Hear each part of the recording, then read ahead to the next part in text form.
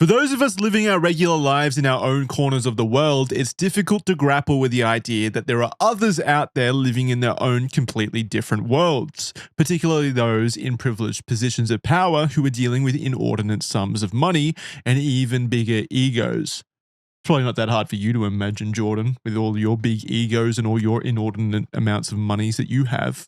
But for the rest of us, it is hard to imagine, Jordan. Very difficult. In the real world, most of us, that's right, you and me, the common listener and me, not Jordan, the humble people, yeah. Most of us try to lead lives with some semblance of goodwill, trust, and honesty. keep Simple laughing. Simple folk like us, Simple with all of our like good traits. Everyone except Jordan. We are the oil that keeps the machine of modern society running smoothly. Again, not Jordan.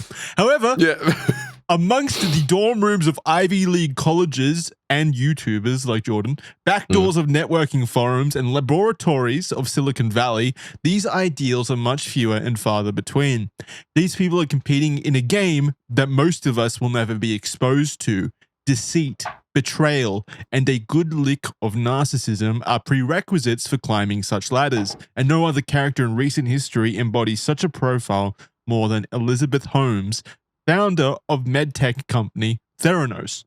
So today on Red Thread, we'll uncover just how a Stanford dropout student managed to become the world's youngest female billionaire and convince heavy hitters such as Henry Kissinger and Rupert Murdoch, who Jordan has history with, into backing one of the greatest technological scams in medical tech history. Before on Red Thread, we've covered contagious conspiracies. Now it's time to tackle corporate conspiracies. That's this week. Well, I can already answer Thread. what it is before. Thank you. Yeah, sorry. This is Red Thread. Yes. Thank you. Thank you. Not to be mistaken with Red Scare. That is the far hosted superior by two podcast. Women. Yeah. just so you know the difference between the two. Yes. And I'm going to guess, before we even go through all of this, the answer to that introduction is that she's hot. Is that it? I mean, is she hot? I don't know. Just from that one side profile shot, she looks like she could be like one of the hot technocrats in one of those movies like Divergent. For sure. I think there's absolutely there's a benefit, some sort of benefit to her being attractive. Like, of course. Yeah, you've been smashing those clavicular streams, hey, Jackson. If you're attractive, obviously, you're going to be more palatable to people, so that could help in business. But honestly, I would take the opposite angle and say being a woman in the early 2000s in the business world probably was a detriment because you're clashing with entrenched, wealthy individuals who don't like women in places of power, for example. So it could be. I think you were mistaking the 2000s with like the 50s. But no, I think it was the same. like the body shop chick was around. I still think that behavior or that attitude would be entrenched in a lot of the wealthy elite of America at the time.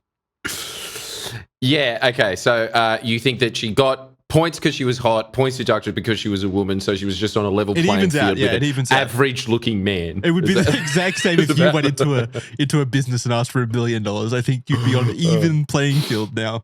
But, thank you, Jackson. Thank you for officially claiming me to be a 5 out of 10. Thank you. No, really nice. We're going to get into it for sure, why Elizabeth Holmes is as powerful as she was during the 2000s and 2010s, and it wasn't due to her physical appearance, for sure. It absolutely wasn't. It was she was just good at scam maxing. No, it was a lot of other things that we'll get into. So the early years, born in Washington, D.C. on the 3rd of February, 1984, like the book, Elizabeth Ann Holmes was born to parents Christian Rasmus Holmes IV and Noelle Ann. God, names were so much... I keep saying this. Names were so much cooler back then. Christian especially Rasmus rich people's Holmes names. Look, again, this Red Thread could have been a sentence. So the answer is she's a Nepo baby. You cannot have parents called Christian Rasmus Holmes IV. He was a homeless man. Who was counting the homes before? Yeah. The local janitor. The first in the long lineage to own a home, ironically. Yeah, I mean, that's clearly a rich person's name. You don't get to the fourth unless it's a very prominent and rich family, of course. Yeah, no one, all right, anyone out there, did you grow up working class and you have like the third to your name? Because I feel like the only way you can do that is maybe if you're a rapper. Huh? I have seen a few people with like the second or the third in their names and they're not prominent family members, or sorry, they're not part of a prominent family, but I think they try to avoid being known as that because it gives the air of someone not wealthy trying to appear wealthy. It looks like scammy if you introduce yourself. If you're like a middle class person, you introduce yourself as Charles III or something like that. There's already the implication that you're very wealthy, and then when it's found out that you're not wealthy, you kind of have like a pathetic image attached to you from that point on. So I think you really do. I think they try to avoid the numerals from that point. You really should. Like that should just be a no-brainer, shouldn't it? The only way that you get that is if your great-great-grandparents were mad. That's the only way that you can live off the glory of how awesome 4 generations down the line was to you. I think it should have to be retrospective. I think once you die, if you lived a good life, then you're assigned a number. Then you can live on as... Well, not live on your dead, but you can be remembered as the 4th of your name. That's actually a really good move. Yeah, it's not a bad idea. Okay. So, you've got a pending next to your name when you start, and it's just like you have to the earn 4th that number. Question mark. Yeah, you have to earn that number.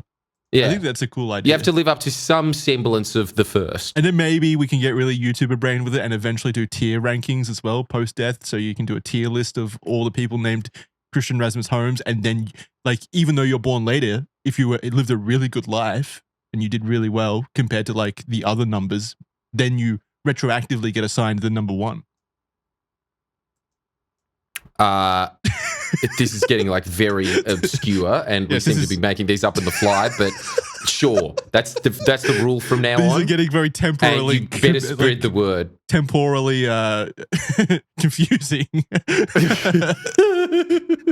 And if you don't, if you keep it, there's a little sticker that gets put next to your official birth certificate of Jackson's face looking disapproving. Yeah, I'm going to start my own company. I'm going to start my own company. You know how, like, if you've got a vegan product, you have to get it licensed or whatever, like with the little vegan stamp, you have to go to a company to get it confirmed, and you have to pay them a massive amount of money. I'm going to be like the last name number approval system. You got to bring me your life's history, and I will approve your number, and I'll put a little stamp on your birth certificate or something that says your number has been approved by Jackson. And that's the only way. Okay, so it's like a non-scammy version of when you can go buy an acre in Scotland to become a lord. Yeah, exactly. It's just, Jackson verifies your numeral. You come to me and you say what numeral you think you are, and then I'll do a bit of deep dive research into everyone else with that name, and I'll determine whether or not you really do deserve whether you're awesome enough for it. Yeah. So it's very, very subjective. Well, yeah, it is just a Jackson criteria. I suppose you can come up with your own little shitty criteria that you write in crayon, and then you start ticking it off. Damn. It is just a Jackson approval system that you pay me money to find out if I approve of you. Okay. Anyway. So immediately Elizabeth was born into a privileged position. Holmes' father, Christian, was the vice president of the Enron subsidiary Clean Energy Solutions Group, which sounds like a shell company. That is like the most shell company name ever. Clean Energy Solutions Group, as well as serving as the CFO of the Environmental Protection Agency. Wait, really? Wow. Is that not a conflict of interest? I mean, yeah, it's very American, isn't it? I really don't think that you can get away with that in Australia. There has to be like a few degrees of separation. You can't just be the Minister for the Environment and a Shell executive. Yeah, you're literally the Vice President of the Enron, well, part of the Enron, and also the CFO of the Environmental Protection Agency. Yeah, okay. Okay, well, yeah, all right. Good for her dad, I guess. He earned the numeral next to him. I'm going to give him the 4. He gets the 4th. That is a very diverse portfolio that man has had over his years. I don't think it's a lot of feathers in that cap. I don't think it's particularly diverse. I think that's the issue with it. Her mother, Noel. Is it pronounced Noel if it's a girl? Or Noel? Yeah, Noel. Noel sounds weird. I feel like Noel is too Aussie. Like you're saying Shannon Noel. Like, it's not really. That's a Australia. That's a I don't think even most Australians probably know Shannon Noll Remember anymore. Shannon Noll? Yeah. They should. He was absolutely robbed in Australian Idol 1. Know your history, America. This is what they don't teach you at your schools. Her mother, Noelle, I'm going to assume it's Noelle, worked as a congressional committee staffer, so both very prominent people. Aside from her parents' individual success, Elizabeth may have inherited the entrepreneurial gene, as her great-great-great-grandfather, Charles Louis Fleischmann, who was a Jewish Hungarian immigrant, was the founder of Fleischmann's Yeast, America's largest yeast empire, making their families one of the richest in American history during the late 19th century. So yeast was a big deal back then. That's so good, Fleischmann's Yeast. It just sounds like such an old-timey way to get rich, doesn't it? Yeah. It's like just like going back and looking at your family trees. Why are we ballers? Oh, we imported cardamom. It's really weird. Yeah, I wish we still lived in that world where yeast was this important, where it could build civilizations. Apparently, an entire. I don't even know. It's so unimportant now. I don't really know what yeast is. I feel like it's just an infection. Yeah, don't you get it from your vagina? All I know it as. Isn't it in the vagina? Okay, so basically, you used to scrape vaginas for a living. I think you're right. That's the only way to get yeast is from vagina farms. But it is weird to think about, right? That these, like, for example, Kellogg's, like a cereal company, created a dynasty in of itself, like the Kellogg family and such. So it's pretty crazy that all these things that are simple used to create these massive civilization-defining dynasties. That is really weird. You would imagine that surely the Kellogg's kids are doing nothing, right?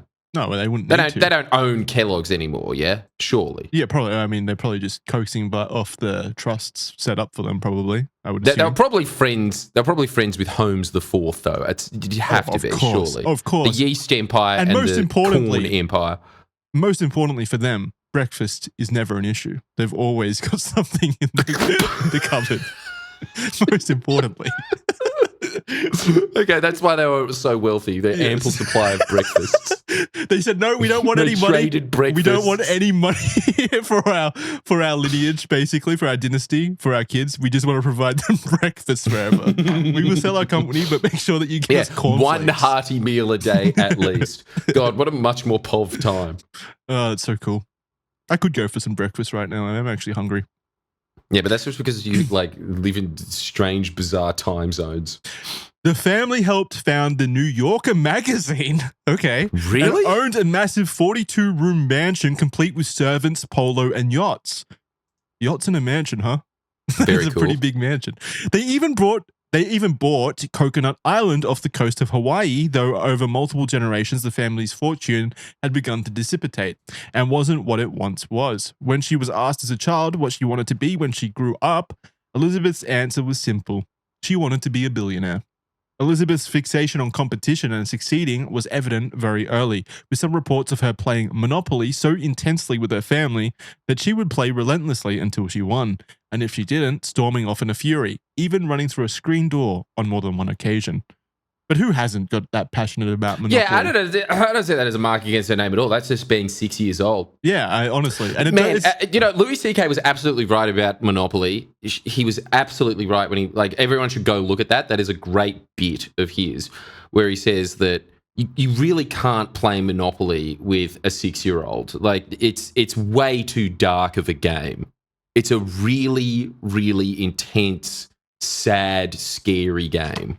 Mm-hmm. And yet you kind of just sell it to kids. It makes total sense. You play it for 3 hours and it ends with all of your properties being taken by the state and you having to pay back all not the state, by your parents. Just being like, sorry, business is business. Mm-hmm. It's brutal. It's a very brutal game. It's a hard lesson to learn. And then by the time that you actually are mature enough to engulf it, you don't want to play because it kind of sucks. Yeah. Well, are you a fan of Monopoly? Because it just becomes a point where you're just like, "Fuck, this is boring." Yeah, it's fun for the first 30 minutes when you're setting up the stage. Basically, I like Monopoly when it's there's certain rush mode versions of Monopoly where you can get through it pretty quickly with house rules and stuff. That's all right, but the games that take 3 hours and stuff, and you're just kind of in the monotony of it, the Monopoly monotony. Then yeah, it's I don't think it's the greatest board game for sure. No, it really sucks, hey. Yeah. It's, like honestly. Not the Star Wars versions and all the like cute little gimmicky ones, though. Those are cool. Why? Because you get to have I know the brands. Yoda. I know the brands. Okay. So when you're going there, you'll be like, oh, the Death Star. I bought the Death Star, guys. Yeah. Actually, you know what? Now that you mention it, he is sadly correct. It is cooler. It is cooler. It definitely is. What's your go-to board game, Jackson? I went through a big board game phase like 6 years ago, collecting a bunch of them. I haven't played in a while.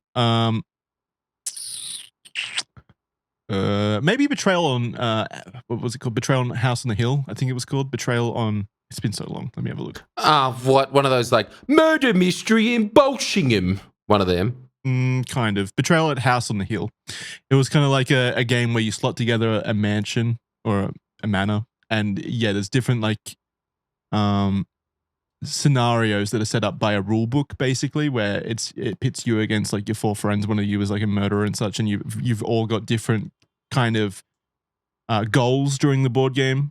You have to work together, but like one of you might be a secret traitor, for example, and so on. It's just a pretty replayable board game. I did enjoy that one, but I think like Secret Hitler is a lot of fun. Like those short, really short. You just like those ones where you dress up in a costume and then like a woman come dressed in a red dress with like a feather in her hair.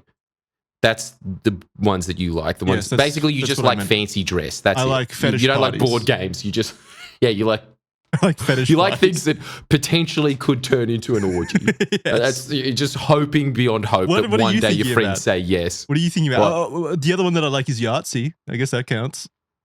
Damn, dude, that's an old woman's taste in board game. Fun. Like that's like liking brandy or something. Yeah, Yahtzee's fun. I remember playing it a lot when what are we talking about? How did this already devolve into board game conversation? It has absolutely nothing. I guess we were talking about just because she threw a tantrum. That's the long link in this. Elizabeth got the knack for tech ventures at a young age as she learned computer programming in high school while studying at St. John's School in Houston and began selling programming language compilers to Chinese universities. Fostering Elizabeth's clear intelligence and drive, her parents offered Mandarin home tutoring, and upon graduating high school, she commenced a chemical engineering degree at Stanford. So yeah, I mean, this is what people mean by nepotism, right? Like, you don't even have to be smart. You just have to throw a tantrum at Monopoly, and your parents give you everything. They give you Chinese universities, invitations to Stanford, Mandarin home tutoring and stuff. Like, nepotism doesn't even need to be necessarily just your dad offers you a job at his, the Environmental Protection Agency, for example. It literally just is all the fucking benefits you get from living that kind of life. Yeah, I feel like anybody that ever defends that and says like, no, it's specifically just becoming the Department of Environment, the only reason they ever say that is because they are a nepo baby. Yeah. We all know it. So many benefits. It's so hard. It's so hard to fail when you have that many benefits to your upbringing. Yeah. Like, honestly, her scam all of a sudden has become far less impressive just on that. The thing that I do think is like a genuine curse of a nepo baby is you are never going to outlive the shadow, ever. Unless you're a king or something like that. Then I feel like it's the rules change. Yeah, it's pretty baller. Yeah, it's just automatically baller, even if you're a shit king. But when you're one of these people, it's like, nothing you ever... Even if that was a successful medical company, I still wouldn't be impressed. I'd be like, I could do that. Yeah, just immediately. You never give them any credit. Yeah. I mean, like, why does she even care about making a medical company, like a giant medical company, to the point where she scams it and like commits fraud basically to create the company when she's already got all the money in the first place anyway? I think it's just the same thing as always. They're always trying to outlive the shadow. Yeah. But she's one of the very few nepo, well, probably a lot of them nepo babies that is probably just really bad at it and doesn't deserve to outlive the shadow. It probably doesn't have the skills most of them, necessary. don't you reckon? Yeah, exactly. It's not going to be many that aren't. While at college, Elizabeth worked as a researcher and laboratory assistant and was a member of Kappa Alpha Theta. By the end of her freshman year, Elizabeth scored a role working at the Genome Institute of Singapore testing for acute respiratory syndrome coronavirus. For those confused, this strain is different from COVID-19, so not connected. But still, coronavirus. Well, I'll give it. It's something. You didn't do it, did you? I've heard of that. Disease. Enter Sunny Balwani. During a 2002 Mandarin exchange program to Beijing at the young age of 18, Elizabeth would meet Pakistani-born entrepreneur Ramesh Sunny Balwani. Sunny was 19 years her senior. What is that? That's like 40. She's 18. Yeah, probably like 37 at the time. Yeah. Sunny, being considered a mentor to Elizabeth, would later go on to be a key investor and player in Theranos, as well as being involved in a secret relationship with Elizabeth throughout the company's duration.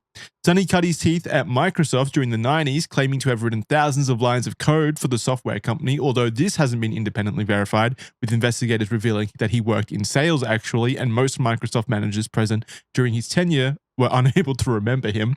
So even that's a lie. That's a good sign, isn't it? Yeah. Wait, who are you again? Claiming to have written thousands of lines of code. That's not that much. It's always, I don't know, don't you feel like there's a lot of people in the tech world? I think it's because most of us see it as wizardry. Yeah. They always seem to claim that they've done a lot of coding. And to my eyes, I still think that all of these people that claim that they're like mad coders, I still think that they're mad coders because I don't know anything about it. It must be very stressful being an actual coding whiz. Because it feels very dime a dozen, doesn't it? Yeah. The best programmers are the ones that write the least amount of code because they do it the most efficiently and you don't have spaghetti code at the end of the day. If you're writing thousands of lines of code for a program that realistically only needs hundreds of lines of code, then you're a bad programmer. So there you go. Okay. So it's very much just being like a Japanese samurai man. Yes. The modern nerdy, incel version of that. Yes. Thank you very much for illuminating that, Jason. Yeah. I've solved it for you. But yeah, the fact Thank you for your help.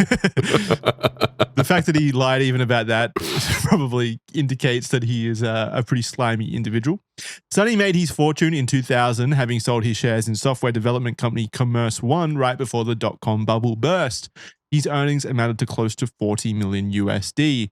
It's unclear whether Sunny and Elizabeth kicked off their sexual and romantic relationship at their first Beijing encounter in 2002. Yes. Sunny was married at the time of meeting Elizabeth, however divorced soon after in December of 2002 when he realized he could get a much younger woman, and reportedly became involved with Elizabeth a year later. And you guys say romance is dead. This is a love story for the ages. Yep, always come back to this story, everyone. This is the modern Notebook. Regardless, Sunny would make a dramatic re-entrance into Elizabeth's Theranos journey a short time later. We come to the patents. It wouldn't be long either before Elizabeth filed for her first patented technology in 2003, an idea for a wearable drug delivery patch. The gadget was supposedly designed to monitor a patient's blood for infectious organisms and deliver antibiotics. She had originally pitched this idea to Dr. Phyllis Gardner, a professor of medicine at Stanford. The two were introduced by a former president of Panasonic, who had told Dr. Gardner that this was a brilliant idea.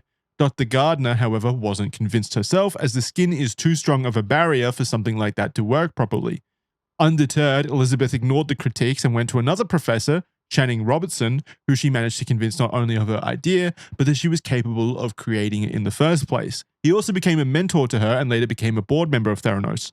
The patent was rejected a total of 4 times before finally receiving approval in 2007. Perhaps this was the first warning sign of the technology's usefulness. And there's a moral of the story for you guys. Just keep trying. If first you meet failure, just keep trying. Four tries it took her to finally patent this thing that everyone was telling her wouldn't work. You just as many numerals as her dad, which I'm sure did not, not help in her getting the patent that obviously was crap. It's very much that, isn't it? It's like, I did it all by myself. And it's just like, yeah, but you really shouldn't have, should you? It obviously should never have happened. Supposedly, Elizabeth's idea for this technology was inspired from her fear of needles, as well as her experience collecting blood samples through syringes during her time in Singapore researching coronavirus. Simply, she believed... Why is coronavirus related to everything right now? I feel like there's certain things that keep popping up in Red Thread. constantly. Bill Gates, coronavirus, Epstein. It's like they're connected to everything somehow. They're so consistent. Jesus, actually, now that you mention it, Jackson, there actually has been some merit to us laughing at all of these conspiracies over the last year. You are making dots that, dare I say, actually do fit exactly the same thing that we're always making fun of in conspiracies, but I still feel convinced by them because you just said them. But they are also, that actually is quite fascinating. Like, obviously, it's a different strain of coronavirus, so it's not like she was. No, still, that has the word corona in it. Yeah. Has the word corona in it. I'm noticing patterns as my human brain intends me to. I'm cursed to recognize patterns wherever I see them. No, but like, I know it's a different coronavirus. The implication isn't Dude, that we've got to make the next episode coronavirus. of Red Thread just a picture of that face on Mars and then Jackson looking inquisitive on it and just being like, is this proof that Mars, the planet, is conscious? But I feel like Epstein comes up constantly. Bill Gates comes up constantly, mostly because people keep inserting him into things where he doesn't belong. Bill Gates, I really feel like has got. Can we all just agree this is part of a Red Thread repertoire, right? Like, I feel like Bill Gates is gotten it too hard for what he has done. He shouldn't be this relevant. He shouldn't be this much of a recurring theme. So much bad press. I really don't think that the occasional pop-up on CNBC talking about whether he thinks like Microsoft shares will rebound is like proof that he's really not getting his like yin and yang in the world. Maybe we're wrong though. Maybe we are wrong. What about Microsoft shares? Everything. Maybe we're wrong about everything. It will bounce back. Invest now. That's financial advice from us. Invest in Microsoft. A common misconception is that a granted patent is evidence that the technology is both useful or viable. In this instance, Elizabeth's patent was only granted following 4 rejections after she and her lawyers were able to make enough technical tweaks to the idea so that it appeared marginally unique to other existing technologies. In essence, the approval came after her team proved the idea was novel, not because it was effective. Also, novel, like the novel coronavirus. Again, connections are made. College dropout. In March of 2004, at the age of 19, Elizabeth dropped out of Stanford, asking her parents to instead direct her tuition fees into seed funding for her next big business venture. Just a humble loan of $1 million. Not only this, but she managed to get funding from Tim Draper, a highly successful investor who was a friend of the family. Oh my God. In Draper's own words, he gave Elizabeth her first check for $1 million. It's literally the meme. He gave Elizabeth her first check for $1 million. Loan. Wow. Loan. Not through any like means of her. It's actually what you said. Like, you cannot fail. You can't fail. That's the system. Even though she has conducted this scam, I'm sure that we'll get into this in the after notes, but prediction, I feel like she's doing fine. I feel like unlike the first 3 homes that we established definitely didn't have homes, I reckon she's still got one. But go on. Although Elizabeth initially claimed the reason for dropping out was to focus on her startup, a later testimony would claim that being sexually assaulted at Stanford was the driving motivator to leaving the college in her sophomore year, stating, quote, "I wasn't going to class. I was questioning how I was going to be able to process that experience and what I wanted to do with my life. I decided I was going to build a life by building this company," end quote. Elizabeth's mission for her company was to democratize healthcare, and with the underlying pitch that her technology could collect vast amounts of data from a few droplets of blood derived from the tip of a finger, a noble aspiration in theory at least. Originally, the company was named Real-Time Cures. However, Elizabeth eventually changed the name to Theranos, which is a merge of therapy and diagnosis, after her concern that the word cure might invoke a sense of promise of literal disease curing. Probably a wise change from a legal standpoint, but this name change would prove to be the least of her worries as things developed. We might cut this out from the video, but let's just have a look at this video of her speaking. So the question was, what was the process of dropping out of Stanford when I was 19 like, and what kind of advice did I get? Interestingly, it was a fairly binary decision. I got to a point where I actually originally did not intend to drop out of Stanford, but I wasn't going to any classes and I was spending all of my time talking to VCs. And so then logistically, it just seemed like a waste of money because I was, taking 20 units and I wasn't showing up. So originally the concept was, well, take a leave of absence. God, it must be so nice living in a world where you can just leave Stanford because you've got other because I was talking. I had too many opportunities to stay at Stanford. Thank you very much. I'll tell you this as well. Doesn't she look like Mr. Burns? I suppose so, yes. She has the hunch. Do you think it's intentional? She has the nose. She watched The Simpsons when she was younger and she was like, yes, Mr. Burns seems very successful. I will take on his caricature. I'm modeling him. Yeah. Look at the hunch. Yeah. Go on. Yeah, she has that very rich person hunch. I forgot that there's like old money in America that has that same sort of look that old British money has. Yeah. You don't have that in Australia. Like, quote unquote, old money here is like maybe 3 generations old and usually results in them just being fat. Yeah, that's I was going to say, it's like they don't have the Mr. Burns look. Like Fat Tony look. Toady. Yes, Toady. They look like cane toads. In America, you can have that Mr. Burns look. Like that, I feel like, there's got to be like quite a few generations behind that. Mm-hmm. So the Edison, which was the basically the thing that she had patented, it was the machine that she had created, which looks kind of like, how would you describe this? Like a little a little receipt printer, kind of. It kind of has that look, where the receipts come from at a checkout. Okay. That's what you mean by receipt printer. Yes. Yeah, that probably is the word. I've just never heard of it before. It's just a small printer, let's call it. It looks like that. It looks like a teeny printer. Yeah. Yeah, touchscreen printer. Cartridges, a sonicator. Looks very futuristic for 2004. Got a thermocycler. These are all things we all know. If you don't, catch up. We're all educated on this. Finally, moving on from her skin patch idea, Elizabeth had a new idea for Theranos, that being a blood test system that purported to be able to test for hundreds of different diseases, illnesses, and other toxicities in a matter of seconds from a single prick of a finger and a few drops of blood.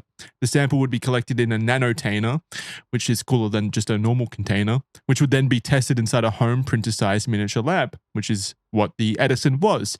If it's not already obvious, the gadget was named after American inventor Thomas Edison. Likely just as Tesla. A way of establishing some form of credibility.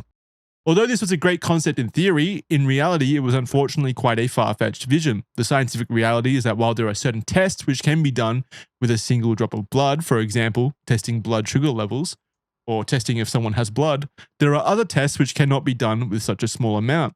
Depending on what you're trying to measure, there may not be enough concentration of it in those few drops. The disease might be hiding elsewhere, or the count might be, or the count might vary greatly from drop to drop.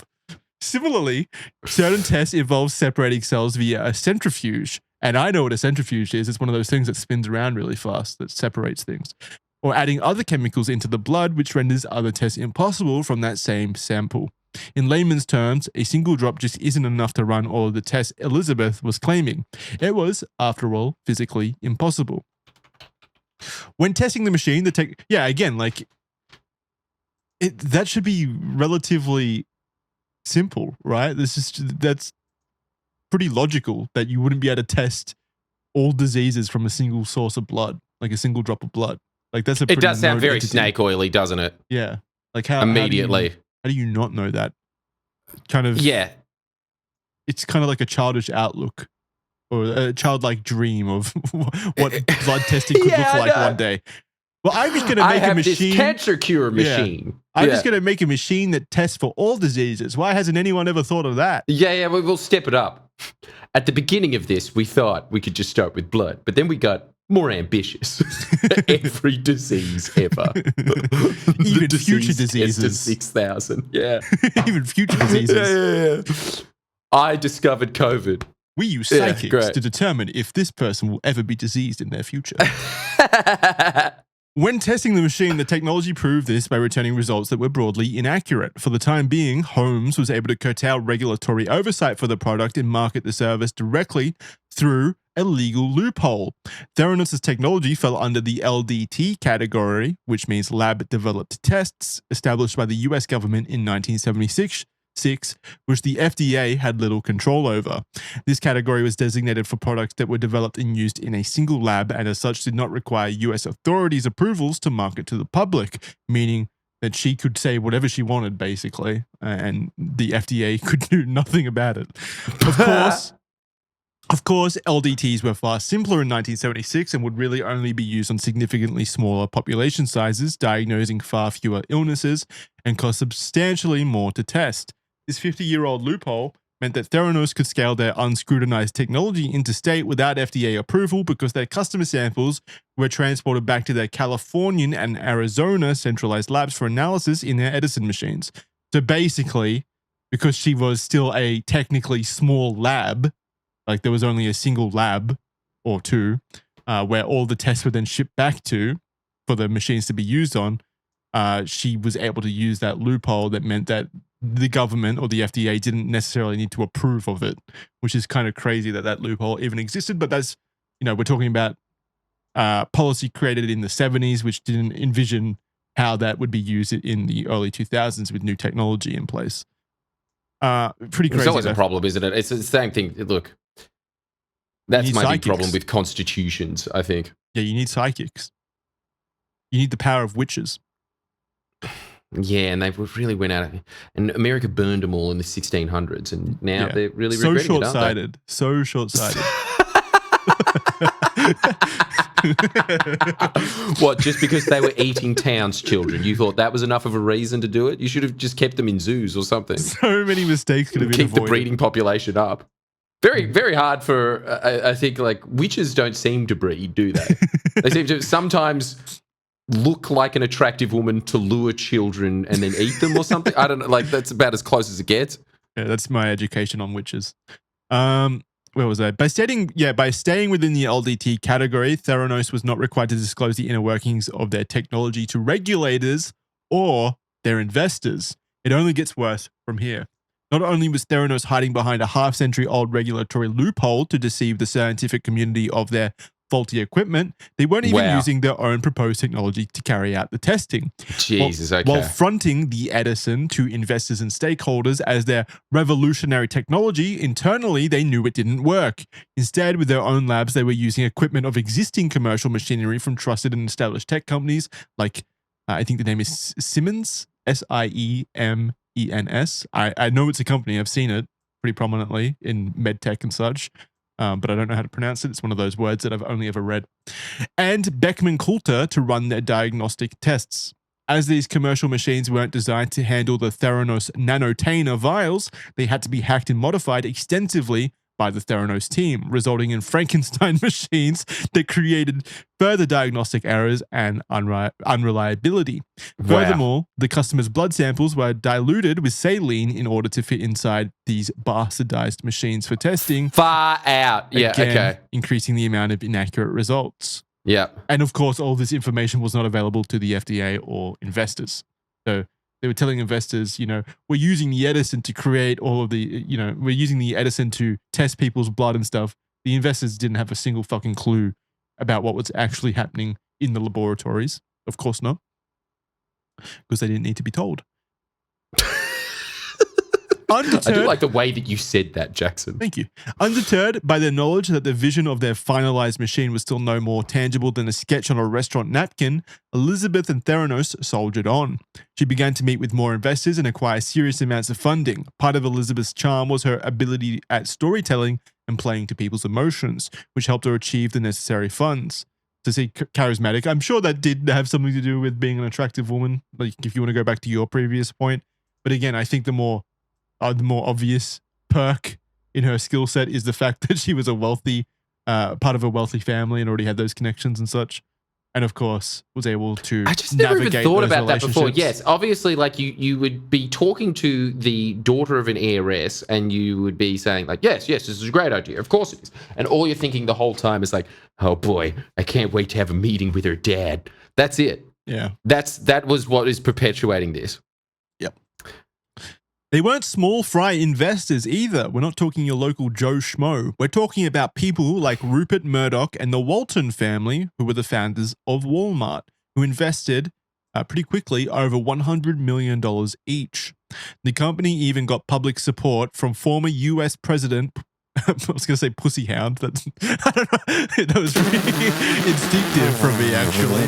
Former pussy hound. I suppose he is a former pussy hound as well. Yeah, I really feel like the Lewinsky scandal kind of like it's instinctive for me. I can't think of him as anything but that. I think of him as that before president. Absolutely accurate. Sorry, go on. What'd you say? I think of it before I think of him as former president. Like, it's so instinctive to me to think of Bill Clinton as a pussy hound. Yeah, you can't not think it. Every time you ever think of it absolutely backfired trying to make him out to be a monster for having an affair. All you thought the whole time was just like, finally, a president using his office. You know, it was just like, yeah, lad. The same thing that happens in France. I mean, the opinion polls go up. Huh? They were all doing it. Every president's had. Man, I'm pretty sure that George Bush is a one pussy man. Don't you reckon? Yeah, maybe. No? Yeah, probably. But also, like, remember when that was, I know this is such a Reddit-ism at the moment, but remember when that was actually, like, news? Like, him doing that was something noteworthy, and to the point where he lost his presidency over it. It's so crazy to imagine that world where that is the line in the sand. Like, that's not even close anymore. Having an affair? Yeah. I don't ever feel like having an affair really is ever a reason that the public is going to repudiate you for it. Well, he did with him. Well, that wasn't him, right? Like, that was the Congress and Senate, yeah? Yeah, but that's what I'm saying. I don't think that, like, over the last 10 years would have been an issue with anyone. Oh, you're saying, like, even the Senate would be like, I'm saying politically it's not an issue. Yeah. Like, senators might lose their jobs and stuff, but the president, I don't think so. I don't even think senators would lose their jobs. I reckon there's been a few examples. Man, I'm pretty sure there's a lot of people on Capitol Hill having an affair. Yeah. Those damn sexy staffers. The company even got public support. Those sexy 80-year-olds. Jackson's forte, 80-year-old men. 80-year-old senators. I like power. I'd like to be his staffer. The company even got public support from former US President Bill Clinton, who touted Elizabeth as a genius that was changing the face of modern medicine. Just how was Elizabeth getting FaceTime with these big hitters of business and politics? Not just anyone can schedule an appointment with these people. I mean, I feel like we've already spoiled the surprise. Well, of course, it came down to family connections thanks to her parents. This nepotism was likely the reason that so many people got behind Elizabeth's vision and company, despite not seeing any concrete evidence that it worked or was even feasible. Over the course of 2004 to 2014, Theranos managed to raise over $700 million in funding and was valued at a whopping $9 billion, including a $140 million partnership with Walgreens in 2013 to have the Edison in stores for blood tests. The company's net worth from this rapid growth technically made Elizabeth the youngest ever female self-made billionaire. I mean, self-made, come on. No, she did it all by herself. We got to stop using self-made. She made those self-made. Meetings. She decided that Stanford wasn't enough opportunity for her. Can you name a single self-made millionaire, billionaire? It's not possible. You don't get that. You could make so many self-made millionaires for sure. Maybe millionaires, yeah, but billionaires, no. And even millionaires, I don't think so. No, I reckon that you could find some billion. I reckon there's some slumdog millionaires out there in India, and but they probably had help. I think the trucking guy in Australia is a self-made guy. Mark Boris isn't a billionaire. You don't get that big without having some kind of connection. You don't just. I really don't think that you just luck into things like that. No, I don't think it's luck in, but I think that... I don't think you skill into things like that. Also, on top of that, I'm pretty sure in this day and age especially, there would actually be some, like, absolute autistic computer nerds that do the dream, you know, like the Silicon Valley dream. Don't you reckon that has to be? That's not a bad example. Notch, the guy who made Minecraft, for example, is just a fat Swedish guy. That Vietnamese guy that made Flappy Birds, I'm sure he's a billionaire. Yeah, but he had connections to Walgreens. You just don't know about it. Okay, all right. Thank you for exposing that, Jackson. You got his number. Take that, Flappy Birds guy, who genuinely seems like a really nice man. Yeah. But we're on to you. You're not actually a nice man. Jackson Bill Gates hates was funding it all. Just so you know. Bill Gates was funding it all. He's, what was I saying? The company's network, youngest made, self-made billionaire. Her childhood dream had already been achieved. Unfortunately, all that funding ended up being spent questionably to build the Theranos empire to what it was at its peak. Elizabeth had zero medical expertise and limited engineering experience from her brief and incomplete studies at Stanford. Naturally, you'd expect that she would have been aware of the gaps in her knowledge and aimed to fill those.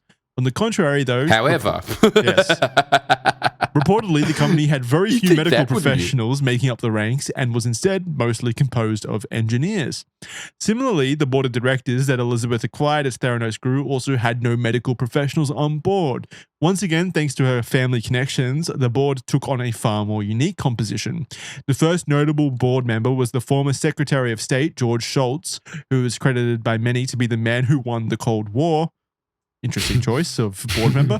After this, others joined, such as former Secretary of State Henry Kissinger, former Chief of Naval Operations Admiral Gary Rookhead, former Marine Corps General James Mattis, former State Senator Bill Frist, and so on. What was this? What's with all these military hawks? Was this a war? And dude, why is like Henry Kissinger just being like, yes, seems like a good thing to do? Like, what the hell? How many boards was that guy on? Did all these people look at each other in the boardroom meeting and realize that no one there was like a medical professional? That's incredible. No one did. It's all just like people in military fatigues. Like, what is this company? What are we doing here? I don't know what the hell's going on there. This was looking much more like a board for tackling a doomsday Armageddon scenario as opposed to a company providing medical assistance to millions of people. Did Kira write that? No. Did you write that? No. Our other writing team did. That's a great line. Boys, well done, if you're listening. Very, very good job. But also get back to work. Yes. More documents, please. Still, though, this seemingly random board of directors was dubbed by Fortune as, quote, the most illustrious board in US corporate history. It was likely this appraisal which helped give Theranos the illusion of being reputable to investors and laymen alike, despite still having no evidence that their concepts or patents actually works, thus netting them their inordinate funding. Blessed by the nepotism that gave her humble beginnings, Elizabeth was kind enough to return the favor. Since the company's inception, Elizabeth's secret lover, Sunny Balwani, had been advising her on business decisions and sexual decisions. As well as giving with sexy results. That's not in the document. It's like a lamer Ally McBeal, isn't it? That wasn't in the document, just to be clear. I made that up. Yes, it was. That was Don't improv. lie. As well that, as kids, is what we call improv. That's what we call it. Comedy. Improv. Keep up. Lessons in being a pimp. As well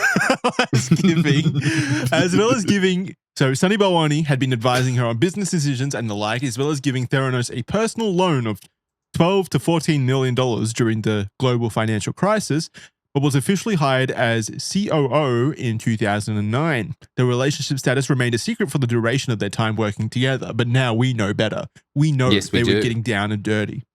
Elizabeth also hired her younger brother, Christian Holmes, who doesn't have a number, for a senior management position.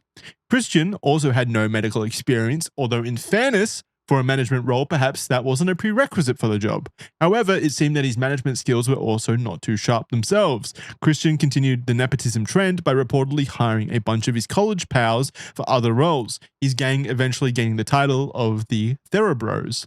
Although creating a team of close-knit and trusted people around you can be a great asset, there is a line. I think that's kind of natural, though, honestly. Like when you're in a, like, of course, you're probably going to hire people you know in those kinds of positions.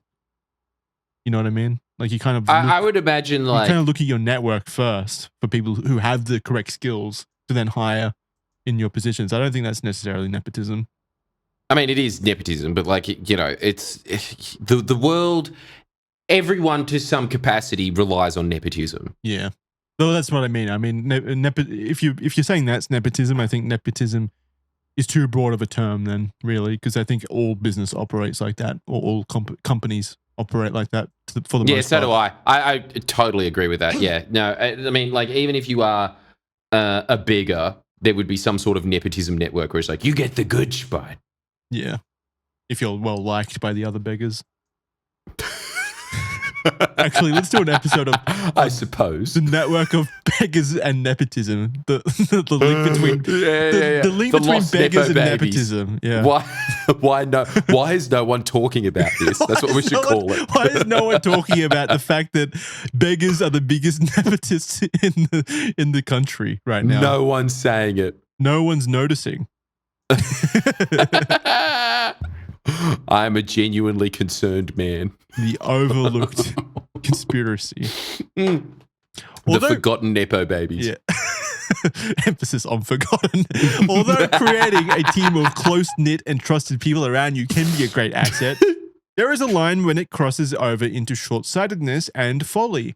The culture around Theranos was certainly far from warm and welcoming, more on that in a moment, but this was also perhaps when some of the cracks in Elizabeth's confidence and facade of genius started to show.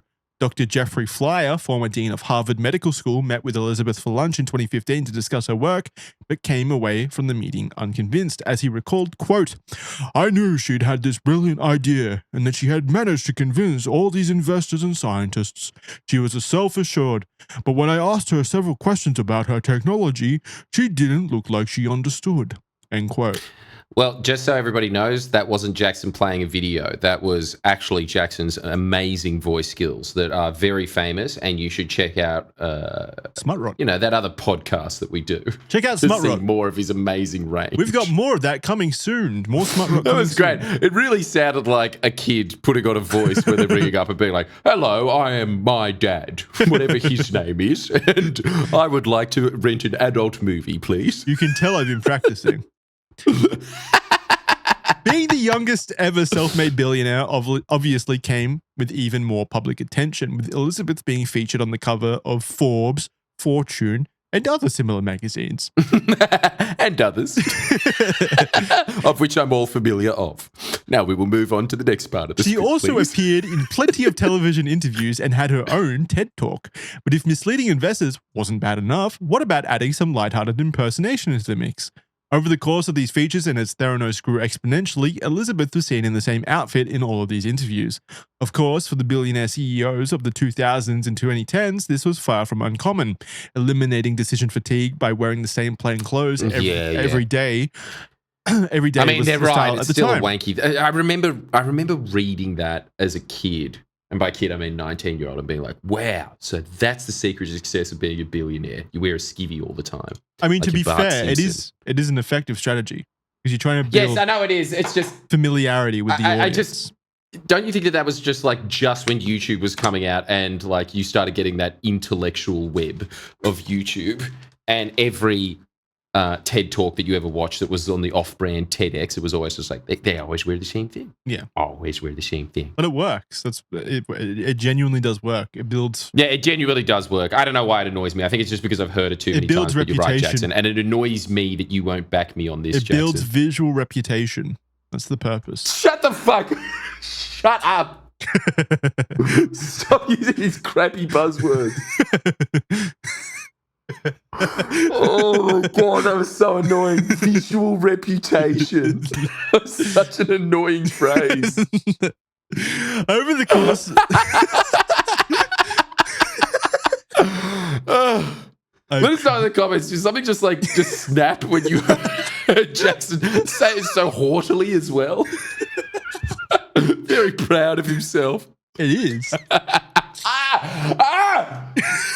You're killing me. You are killing me. Well, it does. You're only mad because you know it's true. You can't and I am it. mad because I know it's true. You can't that is also disprove true. it. No, I can't disprove it. It probably is true. Over the course of these features and as Theranos grew exponentially, I already read that, didn't I? Yeah, eliminated decision fatigue by wearing the same plain clothes day in and day out was the style at the time, as seen by some of the most well-known amongst them, including Mark Zuckerberg and Steve Jobs, who have an incredible amount of visual reputation, Jordan. But here's the rub. Rather than coordinating her own unique style, Elizabeth instead adopted Steve Jobs' iconic black turtleneck. Ooh, that's a social faux pas. See, she's borrowing someone else's visual reputation there, Jordan, and that's not a good look. When factoring in her mannerisms during speeches, which can be seen during her TED Talk, the comparison to Steve Jobs grew even closer, almost becoming a total pastiche of the late computing innovator. Although she did claim that she had always worn black turtlenecks and played down the comparison to Steve Jobs, it was also true that she idolized him. But who in business doesn't idolize Steve Jobs? Did you leave? No, I'm trying to think who doesn't. I'm trying to think who his enemies were. Well, wait, who was the guy who... Wasn't there someone at Pixar who hated him or something? No, they loved each other, wasn't there? I thought there was friction or something between...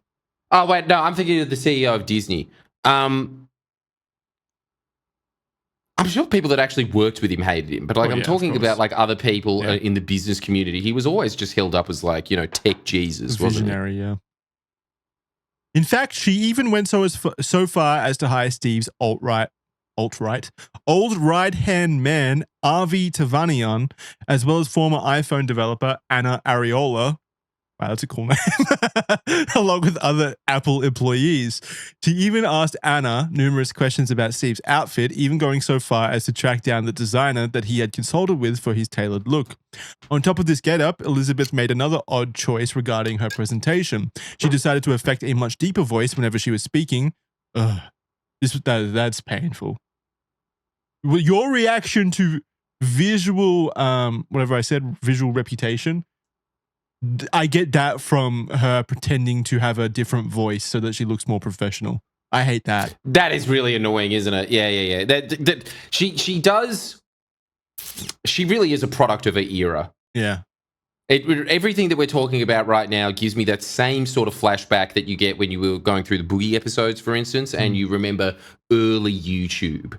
This is very much early smart person like YouTube in inverted commas. She's like a gross version of a tech bro and like the slimy 90s businessman archetypes. Both smash into each other, which is like the worst parts of both.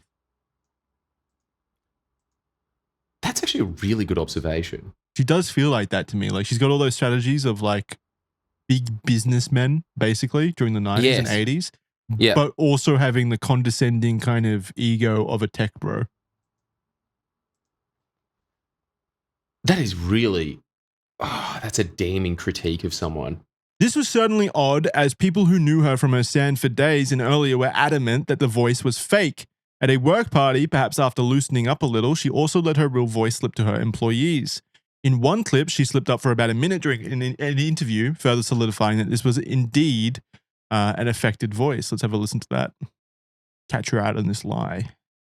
Yes. It is almost impossible to find a clip of Elizabeth Holmes prior to Theranos. I was not able to do it, but I did find one clip of her. Shout out to Mary Falkenstern, by the way. This is her video.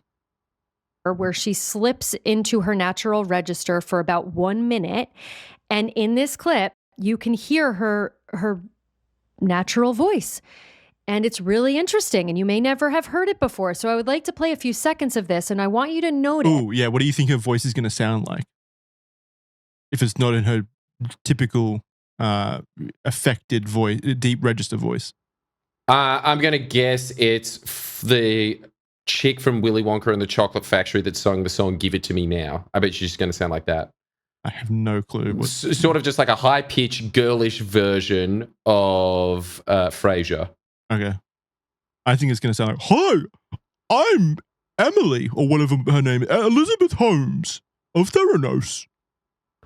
Damn. If that's on point, that would be incredible. If it sounds like Jackson, I don't even know what the hell you're trying to do there. Like, I'm doing an Elizabeth Holmes who forgot her name halfway through the sentence. Okay, no, you sound like, now it's not a dad, there's someone pretending to call up on their dad. You are walking in with like a mustache comb over where your mustache is and being like, "Good day." Yeah, that's what she's going to be. Okay, so she's going to sound like, her real voice is going to sound like a fake voice. Yeah, but real as well. Let's listen. But real. Yes, wow. Ease, and also the potential. And so they did this, what would have been a finger stick on this little nub on his arm, and he broke into tears because up until that point, the way that they had had to draw blood is through a needle in his neck. Now, here's the baritone she was known for.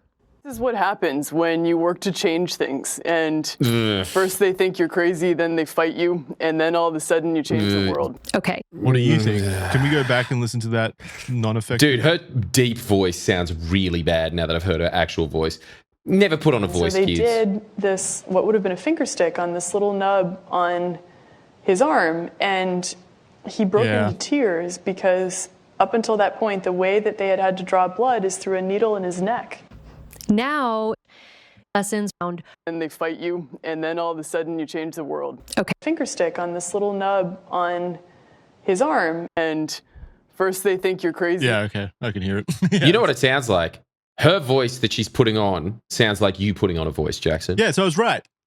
No, you were opposite right. You were the exact opposite of right. I got it the wrong way around, right. You got it the wrong way around completely. But yeah, it's like, okay, so her entire professional career is her putting on Jackson's voice. Well, not my voice. Isn't that incredible? Like, that sounds so much worse than just doing your voice. She doesn't sound like me. You mean my fake voice? She sounds like your fake voice. Yeah, okay, that's better. Yeah, okay. That's what I thought. Yeah. And then your actual voice sounds close to Elizabeth's actual voice. It's very strange. Very feminine. Feminine and beautiful. Certainly the baritone voice sounded very forced. And at times even painful for her to do so. I will attest to that. Even though my voice impressions sound really bad, they are quite painful to do somehow. Yeah, so it sounds like it's struggling. It really, there's a lot of throat in it. I don't understand it. I just don't understand how to do it. In one clip, I already read that. The common theory is that Elizabeth was trying to lower her voice to command more respect and authority from others. However, she took this concept so far that it actually backfired on her, distracting listeners from her core message and instead prompting heavy speculation, analysis, and of course, memes and impressions.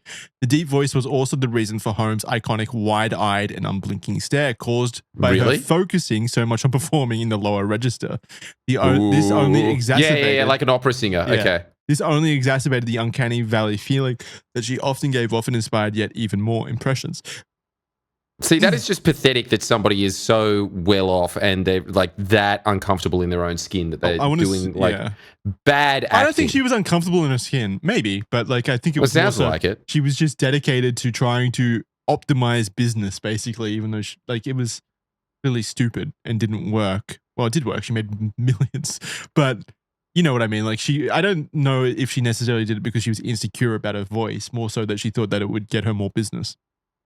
Okay, all right. Those are two distinctions that are very important to make. Healthcare through prevention and early detection. She started the company in 2000. Mission is, and then we'll come deeper into what Theranos does. Wow, she's really putting on the baritone in this part. Impact be? Our mission is to make actionable information. It just sounds like she's been punched in the throat. Yeah. Our mission. Accessible. Yeah, wait, can you do an impression? Man, you know what it honestly sounds like? You know what it sounds like to me? There was a couple of kids in my school that hadn't gone through puberty at the same point so they that tried the to rest pretend. of us did. So they tried to put on the voice. And it's like, there's other giveaways that you don't have, that you haven't gone through puberty. Yeah. Such as gym. No pubes. No pubes. Yeah, what do an impression. Give me a little bit more of a, I'm going to try and get this. Yeah. To every person at the time it matters. And what it's about is realizing a world in which early detection and prevention. It is really scary, her eyes. Realities in our healthcare system. Because if it becomes realities in our healthcare system, it's not impossible. It sounds like she's permanently winded. For therapy to be effective. We can change outcomes. You're pretty good at it, Jackson. Context. All right, you go. Because we can be effective and put the outcomes in that need to happen in healthcare so we can optimize people's healthcare. That's what she's doing. Damn. She's I'm always so impressed by you. God, you're annoying. I hate you. But you're so good at Thank you, Jackson. things. I hate it. I hate that you can just listen like that and immediately register Jackson. Give me one thing. You don't do anything with it. Even our audience doesn't. They're always like, your impressions suck. Yeah, but don't listen to them. That's listen when to the me. delusion kicks in. I take them as positive. Listen to me, the person who's really bad at impressions, to compliment your impressions. Because clearly I know what a good impression is. Yeah.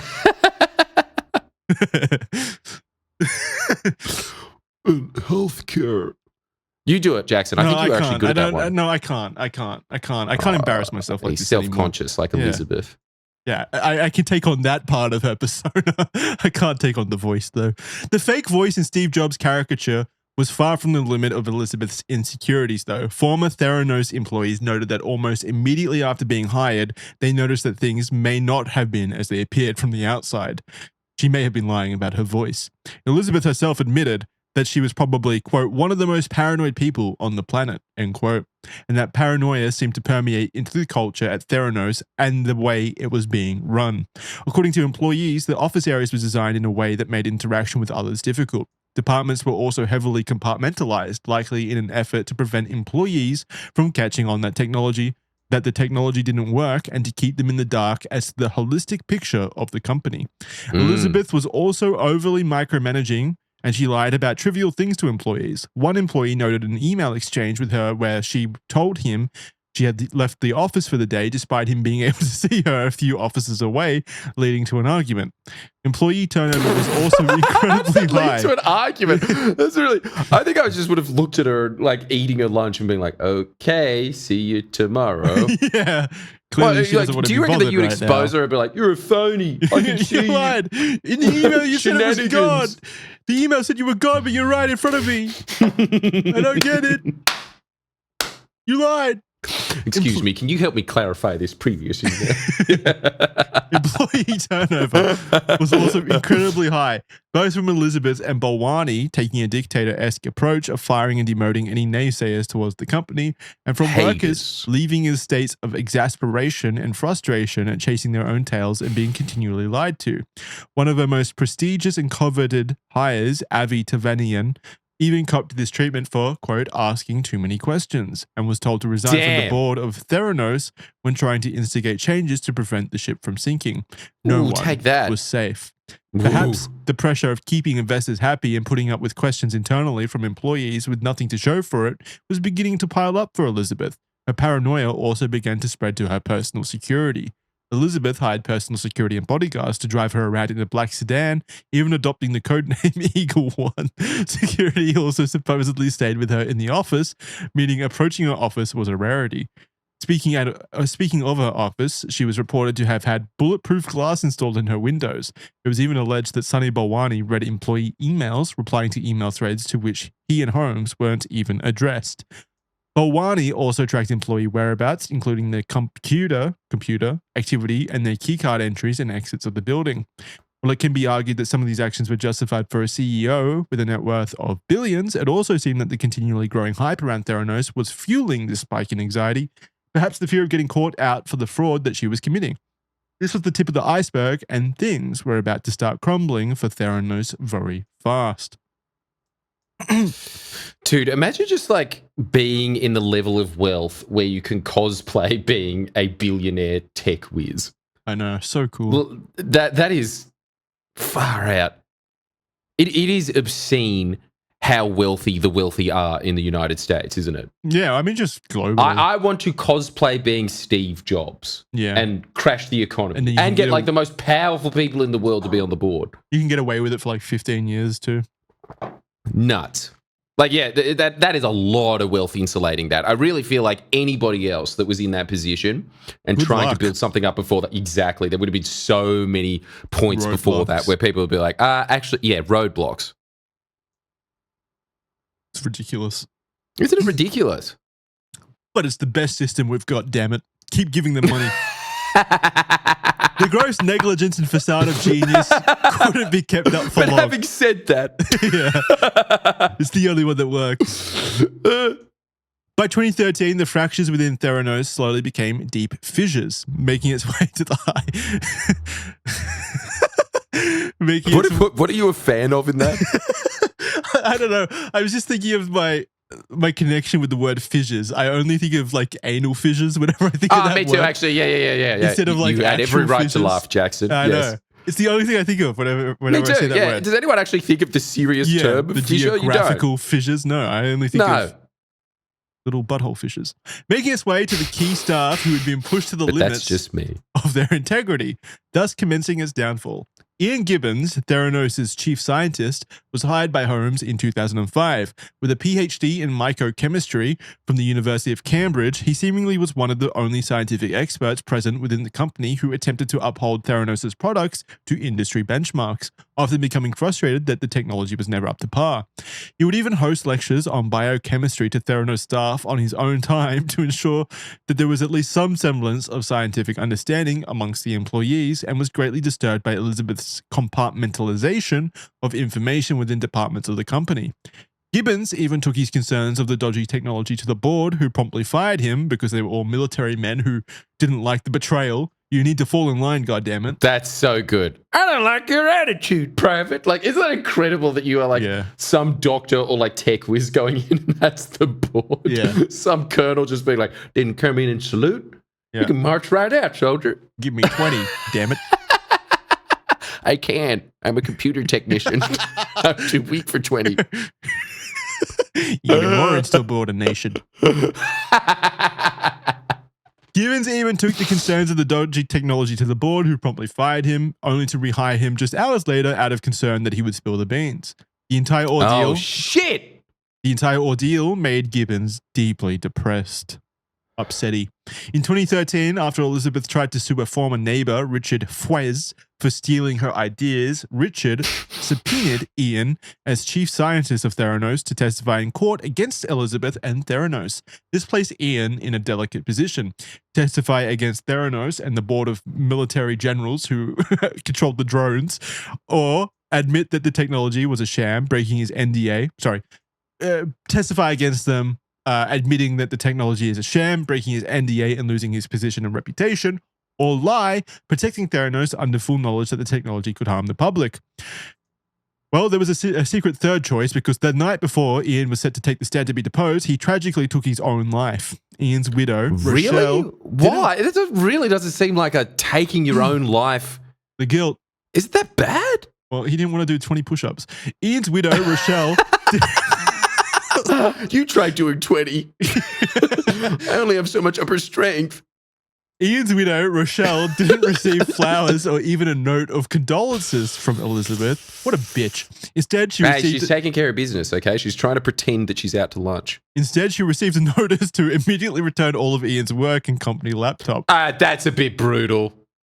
He literally died for you. Like, he died not to release your secrets. And you're like, give me back his laptop. I want that laptop back. God, you really stretched this company if you want that laptop that bad. Ian was one of many senior staff within Theranos. He did their best to bring the dishonesty to light. Yeah. But were often left hamstrung by professional threats, public character smearing, and strict NDA agreements. I mean, it seemed like he had a pretty prime opportunity to bring the dishonesty to light, and instead he chose to commit suicide. So I don't know if he really did his best to bring it to light. Maybe he did his best bringing it to light to the board of directors. Maybe that's what it means. Okay. But many of the senior staff were often left hamstrung by professional threats, public character smearing, and strict NDA agreements. Earlier in 2007, design director Justin Maxwell had resigned after learning of the depth of deceit occurring within Theranos, sending a scathing resignation email to Elizabeth in the process. I kind of want to read what that is. Have a listen. Fortunately. And a pretty epic... Hi, I'm resigning. Last day... Well, that's not scathing. Last day in the office is today. Last day of employment is Friday. Is there anything... I wish I could say better things, but I think you know exactly what is going on at Theranos. Damn. Lying is a disgusting habit, and it flows through the conversation here like it's our own currency. The cultural disease here is what we should be curing before we try to tackle obesity. If you wanted to change it, the three seniors would have been reprimanded. I do like this. This is it's kind of like the moral of like a children's show, isn't it? I like it. Yeah. No, lies are bad. Yeah. I'll tell you what's worse than cancer: lying. Oh, here we go. That's better.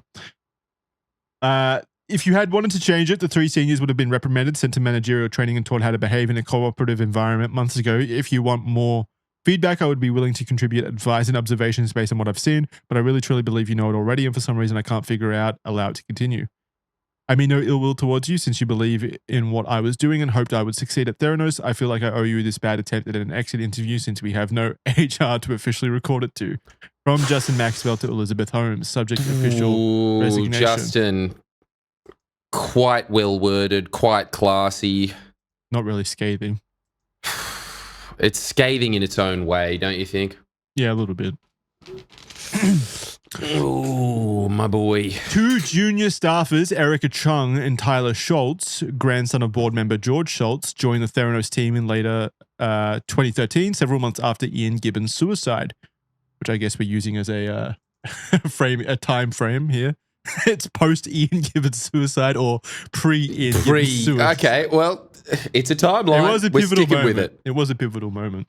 Tyler's role had been in protein engineering, where Erica's was in research and development. They were quickly acquainted with each other, having moved to the assay validation team, tasked with ensuring that the technology was safe for public use. Both Schultz and Chung recalled their earlier impressions working at Theranos, noting their immediate confusion over the siloed information and partitions built around the actual devices throughout the lab, so no worker could actually see the devices they were researching.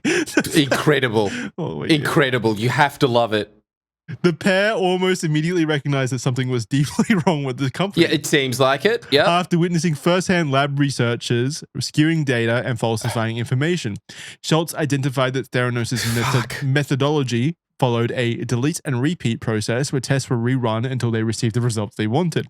Wow. Schultz recorded in an interview that his red flag moment came after running a precision test on the devices for diagnosing syphilis, where he observed that the machines had a whopping 43% variation between any given sample, an enormous swing in testing accuracy. He comically also told a story in which he collected blood from all of his colleagues in the lab, with the Theranos equipment returning a positive syphilis result for most of them.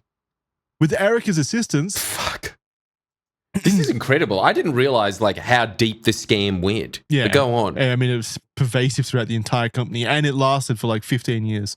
Wow. With Erica's assistance, the pair documented all technical failures and wrongdoing they were able to observe. Schultz was notably in a tricky situation. He had met Elizabeth through his grandfather, George Schultz, who was a member of the Theranos board, which enabled him to land the role in 2013. Coming forward with this information would come at the expense of his relationship with his family. Tyler later admitted that he wished he took his findings directly to the US Securities Exchange Commission, or the SEC, with his familial ties to the company likely clouding his initial judgment. Hoping that the Theranos leadership team would be just as concerned over their failing technology, he passed on his findings to Elizabeth, who was initially all ears until she passed Tyler's concerns on to Sonny. Sonny Bawami returned to Tyler with anger, berating him in a follow-up meeting, calling him arrogant and threatening his position at Theranos. Tyler and Erica quit a month later in April after the exchange, but not without sending a formal letter to the public health regulators in New York under an alias. To me, it feels like Sonny's the main instigator. Well, not the main instigator, but definitely the one running the main scam, honestly. Kind of using Elizabeth Holmes. She wasn't innocent by any means. She was a main proponent of the scam itself, but to me, it definitely feels like Sonny kind of groomed her into it from the age of 18. He realized what a mark she was for this, and then basically concocted the plan and made sure that it stayed on tracks or rails, basically. That's actually not a bad theory. I still think that she and was it seems definitely... like she spent most of her time trying to get her registry right. Yeah, I could see that happening. Much like Jackson. Jackson spends a lot of his time standing in front of the mirror being like, hello, my name is Barack Obama. Damn it, that didn't sound like it either. Something's wrong here. Why can't I affect that great man?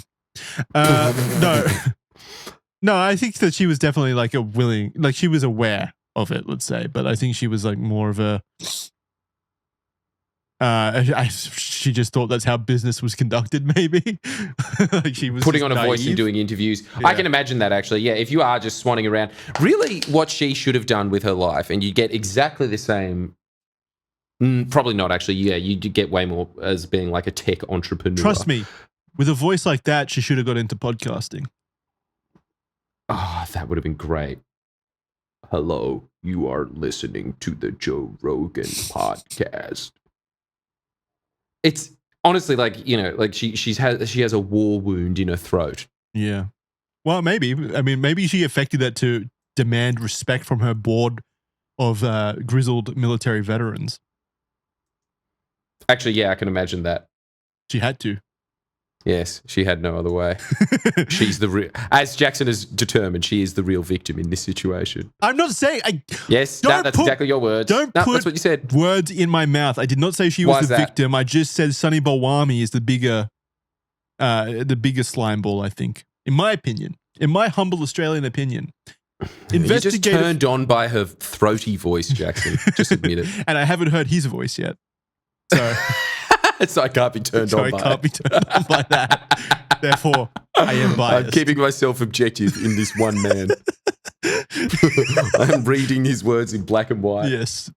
I don't want to get an erection from Sonny. I'm too scared of what that would mean.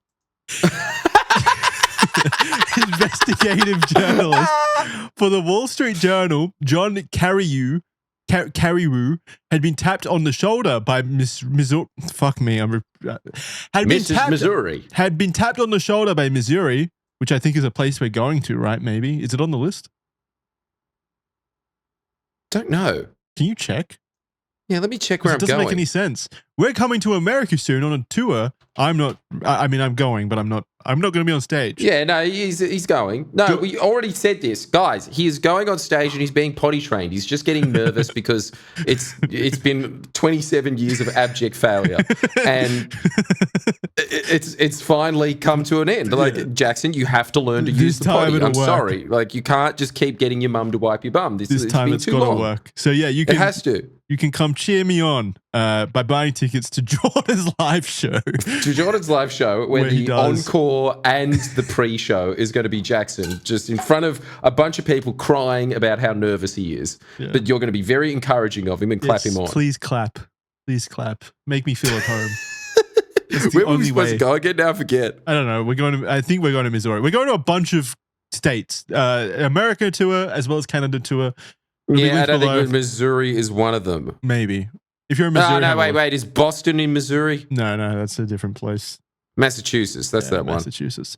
I thought I saw Missouri on the list. No, but that doesn't make sense. Missouri is like in the middle of nowhere, isn't it? Look, the point is that we've basically pieced together your geography from watching a bunch of primetime sitcom shows. And if that city doesn't rely on that list, then I'm sorry. Like we are yet to confirm that your city exists. Place that possibly has 15 million people. If you want to go listen to Jordan talk about aliens and have a fun time, it's a great 90 minutes. You'll really enjoy it. It's a lot of fun. Come see us live. Buy tickets below. Thank you. Continuing on. John Carreyrou had been tapped on the shoulder by Missouri pathologist Adam Clapper a short time after Tyler and Erica had resigned from Theranos. Also finding Theranos' purported technology incredulous, Clapper urged John to look into the case further, suspecting serious fraudulent activity was taking place. Carreyrou agreed and sought out people connected to the company, eventually finding his way to both Erica Chung and Tyler Schultz in early 2015. Tyler then became John's private confidential source on the story. John's piece on Theranos came out in the Wall Street Journal on the 15th of October 2015. His investigation had been extensive and spanned multiple months and essentially finally revealed that the entire company was a sham and the technology didn't work. Somehow, after operating for 11 years without showing any real signs of progress or development, John was the first person to bother properly investigating the company. That's crazy. Holmes' reaction to the article was swift. She set her lawyer, David Boyce, onto John immediately, who aggressively threatened him with legal and financial threats for his article. To offer perspective as to Theranos' legal representation, David Boyce is the chairman of law firm Boyce, Schiller, Flexner, with an impressive gallery. Dude, what is that name? But go on. With an impressive gallery of clients, including Harvey Weinstein and big tobacco companies. This was the big league for lawyers. Theranos also released a statement denying the allegations made by Carreyrou and labeling them as factually and scientifically erroneous and grounded in baseless assertions by inexperienced and disgruntled former employees, end quote. The statement went on to assert that John's sources were never in a position to understand Theranos' technology and know nothing about the processes. That's another quote. As a reminder, this was likely why Holmes wanted employees largely in the dark. Elizabeth also appeared on Jim Cramer's show the day the article dropped to defend herself, providing us with this now infamous quote that has since aged like milk. Yes, go on. But here on Mad Money, we know something. We know that there are two sides to every single story, which is why I think it's important that we speak to Elizabeth Holmes, the founder and CEO of Theranos, who's coming to us this afternoon from Boston, where she's attending a meeting of the Board of Fellows at Harvard Medical School, to give her a chance to answer the charges raised in the article. Ms. Holmes, welcome back to Mad Money. It's great to be here. Thank you. Thank you. The voice. In all my years, I can't recall a private company that I have to candidly many have never heard of getting this kind of attention and scrutiny. What do you think's going on here? This is what happens when you work to change things. And first they think you're crazy, then they fight you, and then all of a sudden you change the world. And just like Thomas Edison. I personally was shocked to see that the Journal would publish something like this when we had sent them over 1,000 pages of documentation demonstrating that the statements in their piece were false. But we're doing things differently, and we're working to make a difference, and that means people raise questions, and that's okay. But I accept the questions. In this case, it was pretty disappointing to see that after every single one of the sources that we spoke with, who the Journal had contacted, told us that the statements that were being attributed to them were false or misleading, and the only sources who were left were ones who wouldn't speak with us, who on their own website say that they now do business with LabCorp in their office, or in the other case, demanded in writing that we pay them in cash upfront $2,500 for an hour to talk to them about their statements to the Journal. Did the Journal know what you just said? Did the Journal know everything that you just said before they wrote the article? Of course, absolutely. Okay. That's all we need to know, Elizabeth. In a brazen effort to maintain whatever credibility Theranos had left, they invited then-President Joe Biden on tour around their facility. Despite Joe being impressed with what he saw, it was later revealed that Elizabeth and Sonny had constructed a fake lab to guide him through. This is incredible. Dude, this is like North Korea stuff. This is remarkable. Poor Joe Biden can't catch a break. It's just incredible that they have the money of nations, that they can create a fake, unless it was really, really bad and it was cardboard cutouts and it was look, it's our residential robot. I am here to test, and it's just a cardboard cutout with some crown eyes. I'm imagining that it's a little bit better than that. Aren't you impressed by that, Jackson? I'm very impressed by this. It seems like the system is designed to let people like this succeed as much as they can, basically. You have to basically try to fail at that point. So I'm not really impressed that they were able to do this in the first place. I'm impressed that they kept making so many mistakes, and they were so confident in their scam or their fraud where they started doing stupid things and thinking it was fine. So I'm impressed Wasn't it remarkable? I'm impressed in the sense that they got away with those aspects. But yeah, I mean, just a little bit of tact, and they could have been operating for 50 years probably. Yeah. I think so too. And they could have had Joe Biden on the board. Yeah, he seemed to want to get in on it. He was very impressed by the cardboard cutouts. He was stuck in that fake lab for years. John Carreyrou wasn't the only person being chased by Theranos lawyers. His key confidant and whistleblower, Tyler Schultz, was also subject to aggressive legal pursuit. As mentioned earlier, his exposal of Theranos' racket put him in direct conflict with his family, with his grandfather sitting on the board of the company.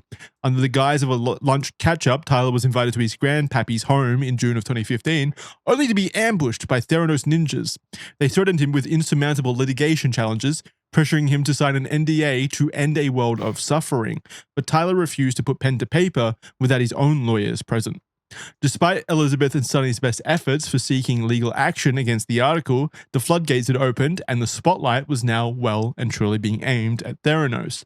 In 2016, more revelations about the company began to be published. Adding insult to injury, the magazines which once sung Elizabeth's praise turned against her, with Forbes revising her net worth to 0, and Fortune featuring her in a list of the, quote, 19 most disappointing leaders, right up there with Kim Jong-un. Health regulators catch on. 2016 was truly the year things really started imploding for Theranos and Elizabeth.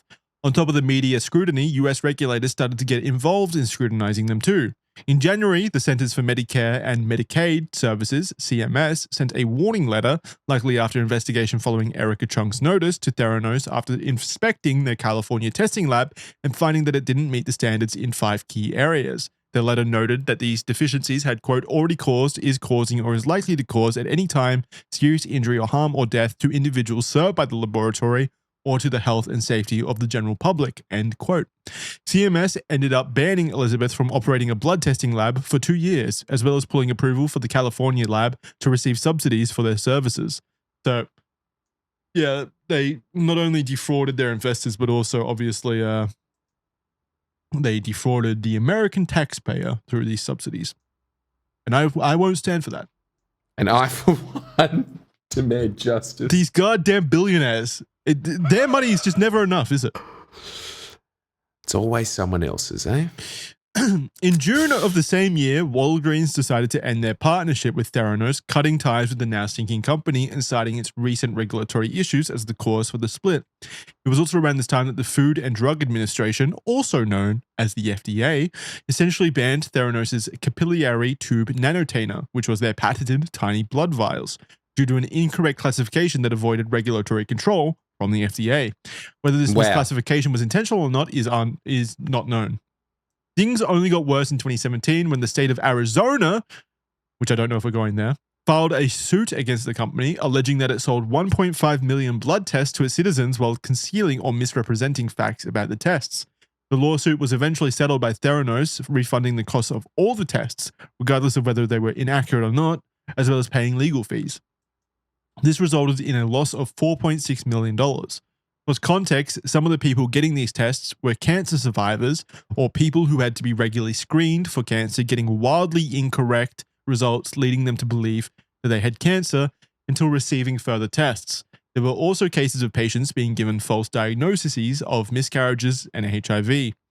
Things were now critical for Theranos. By March of 2018, the company had laid off the majority of its staff in order to stay solvent, down to around 25 personnel from its peak of around 800. As a humorous footnote, during the final days of the company's life, Elizabeth bought a Siberian Husky named Bolto. Holmes would reportedly bring the canine to the office and insist to others that the dog was in fact a wolf. Furthermore, having not trained the new dog yet, Bolto apparently did its business throughout the building and in the middle of high-level meetings. Yeah, no, that's such a taste. Oh, that's so true. I've been in an office space like that. Yeah, Nepo baby running it, just like has a dog around. Everybody's just kind of like, what is this? They kind of have to. I know exactly what that is. Like a little shitty dog. Yeah. Yeah. Okay. Go on. It's giving me flashbacks. In a less humorous footnote, sadly, Bolto would meet an early end in 2022 after allegedly being dragged away from Elizabeth's front porch by a mountain lion. Jesus Christ. Whoa! Nah, that's another lie. She has to be lying about that. Yeah, actually, you're right. We're dealing with a liar here. I don't believe that. No, I don't believe it. Mountain lions would never. Awful woman. Plus, a wolf would beat a mountain lion in a fight. Yeah, exactly. So both of them can't be true, can they? Checkmate. Lies upon lies. In March of 2018, the Security Exchange Commission, or the SEC, formally charged Theranos, Sunny Balwani, and Elizabeth Holmes with fraud. The basis for the charge was the complete nonsense perpetuated by Theranos. Imagine if the charge was because she lied about having a wolf. Oh, that'd be so good. That's not a wolf. We know better. For the crime of attempting to be cool. Sort of the crime of affecting and also, a deeper can voice. everybody just in the comments let us know, would a mountain lion win or a wolf? Yeah, I actually am curious about that. I just threw that out And there. also, what is a mountain lion? Is it just a panther? I think it's just like a cougar, right? So they are teeny. Well, they're still big, but yeah, I'm pretty sure they're probably the size of a wolf. When they're called a mountain lion, is that a misnomer? Are they not actually a lion? I feel like there's a lot of lies happening here. Mountain lion like is it just a cougar. Start with Elizabeth. It is a cougar. Huh? Rare. It is a cougar. Like, they're the same thing. Okay. Yeah, so they're just like that. They look like a female lion, you know, like not the hairy, like the big mane. Yeah, that's what I thought. Like a teeny lion. Yeah, slightly, yeah. Crap lion. Kind of like the size of a big dog, probably. Okay. Yeah. Actually, a wolf might win in that situation. There's some big ass wolves. Wolves get big. Wolf big. Where was I? Thank you, Jackson. was very helpful. Well, I'm getting to that point in the document where I've read so much that my brain's no longer working. Wolf Big. Wolf Big. Okay, yeah, all right. So he's reverted to being a caveman. Wolf Big. Scared of wolf. Wolf Big. Me scared. Wolf used for Me hunting. hungry. Wolf friend. Jackson sad. Jackson sad, friend go, lion eat. Why caveman last longer than wolf? Friend? Caveman think it should have been me. Wolfman think Wolfman. Caveman think life not fair. Caveman getting philosophical. So dumb. The basis for the charge was the complete nonsense perpetuated by Theranos stakeholders that the devices could actually do anything close to what they reportedly could do, and that their technology was being used by the U.S. Department of Defense in combat zones, which was a lie that even the board members, including Tyler's grandfather, George, wholeheartedly believed. Wait, so... Damn, dude. Well, now it's making sense, though, why the board was filled with, like, military generals and stuff, if the idea was that the technology would be used by the U.S. DOD in combat zones. Then at least that part makes sense. It does check out. But how would they not know that it's not being used in the military if they're part of the military or a former part of the military? Because I feel like just the United States military does make a lot of sense. They sort of just be like a crap Shark Tank because they've just got like an endless amount of government money going towards them, and they're just like, yeah, just chuck it in. It's honestly almost like venture capitalists, but I'm imagining that venture capitalists do more homework. They've just got an unlimited amount of money. So like, you've got an idea, here's $1 billion, you know? Yeah, but think about that, right? So not only was the investors being defrauded, even the board of directors was being defrauded. That's a lot of fraud. That's a lot of fraud. That's big fraud. Another outright and bold lie. This really is up there with like Fire Festival, isn't it? Yeah. I was actually thinking about like Fire Festival might be a good document to do. Me too. I really enjoyed I thought of it first, though. I thought of it before. No, I actually wrote it down earlier today. Idea. I wrote it down earlier today, actually. Yeah, well, I thought about it 10 months ago. Wow. Whenever Red Thread started, that's when I thought of it. Holy shit, really? Yep. So I win again, Jackson. Those are big ideas. Another outright and bold lie claimed by Theranos was that the company turned over $100 million USD in revenue in 2014. The real sum was closer to 1,000th of that, around $100,000. Holy shit. When confronted with these lies, Elizabeth, the woman who seemed to love the image of being the woman with all the answers, was much less sure of herself. She repeatedly answered that she didn't know the answer to numerous questions, although she did admit to these lies at least, as well as her relationship with Sonny. So finally, the important information was confirmed. They were getting down and dirty. I'm glad we have that answer at least. That does turn me on. But I do want more details. As part of Holmes' settlement of the civil fraud charges with the SEC, she was required to pay $500,000 USD, return almost 19 million shares in the company, and was barred from holding any leadership position within a public company for 10 years. Whoa. Wow. That's a long time, man. Far out. In June of that same year, both Holmes and Balwani were indicted by the federal court. The cases titled as United States versus Elizabeth A. Holmes et al. Elizabeth stepped down as CEO of Theranos shortly after. The trial was to commence in August of 2020, although COVID-19 obviously disrupted the proceedings, and it was eventually moved to August of 2021, with Balwani's trial moved to 2022. Holmes' defense team reportedly tried to take the angle that media outlets were responsible for the company's undoing, with focus on John Carreyrou's article being the impetus for negative media attention and perverting investigations conducted by health regulatory bodies. This case, as expected, would later prove futile. By mid-2019, in a twist of direction, Elizabeth's legal defense pivoted towards Balwani, with a report suggesting that Holmes had planned to argue a, quote, mental defect case, placing the blame for her negligence and mismanagement on her business partner, Sonny Balwani, accusing him of emotional and psychological abuse, rendering her incapable of making her own decisions. Yeah. Okay. I mean, it's the logical answer, and I believe it 100%. As I said before. Additionally, yeah, you did actually believe that, didn't you? I mean, I said that it's still, I don't believe it to the extent that she's saying. She was still an active proponent in the scam and knew full well, and probably likely wasn't like, you know, what's the word I'm looking for? Manipulated to that degree by Balwani. But I do think that like Balwani himself was the main instigator of the scam, probably. Like he put the trains on the track, basically. Yes, and then he just made Holmes drive it. Additionally, well, not made her, like she was like, yeah, this looks like a cool idea. I'll drive the train. Additionally, Elizabeth's legal team, which to be fair, I would also do that. Trains yes, cool. You love trains. Trains are cool. Yeah, okay. Any opportunity to say that? Yeah, that was very worth. Jackson will be there. That was very worth diverting the podcast to make that mention. Now we're on a different track. Let's talk about trains for 30 minutes. Additionally, Elizabeth's legal team. Gears. Nice. Additionally, wait, do trains have gears? Jackson, I'm sure trains have gears. I mean, look. Yeah, I feel like I'm talking to a train autist, and you absolutely should know that. But am I stupid? Oh my I feel god, really scared now. Oh my god, my instinct was right. I didn't even know this, but yeah, no, trains don't have gears. I mean, they have a single gear. Shifting gear. They don't shift one gears. Gear. That's bullshit. No, I'm double checking that. Do trains have gears? Do trains gears? Well, they have gear. They have a gear. They don't have a multi-speed gearbox, basically. I was kind of right. Yeah, I think I was kind of right too. What the hell? How can we both be right? Shift reduction gears. Well, they don't shift. Trains do have gears. No, Jackson, so you're they wrong. Do have gears. You should feel ashamed of yourself. You got something wrong. Never, ever suggest anything ever again. All right? But they don't have gears in the way we think of gears. They have special train gears, which is completely different. Therefore, I am right. Okay. That is so infuriating for so many reasons. You've really tied yourself up in a nice little bow, haven't you? It's very convenient. Yes.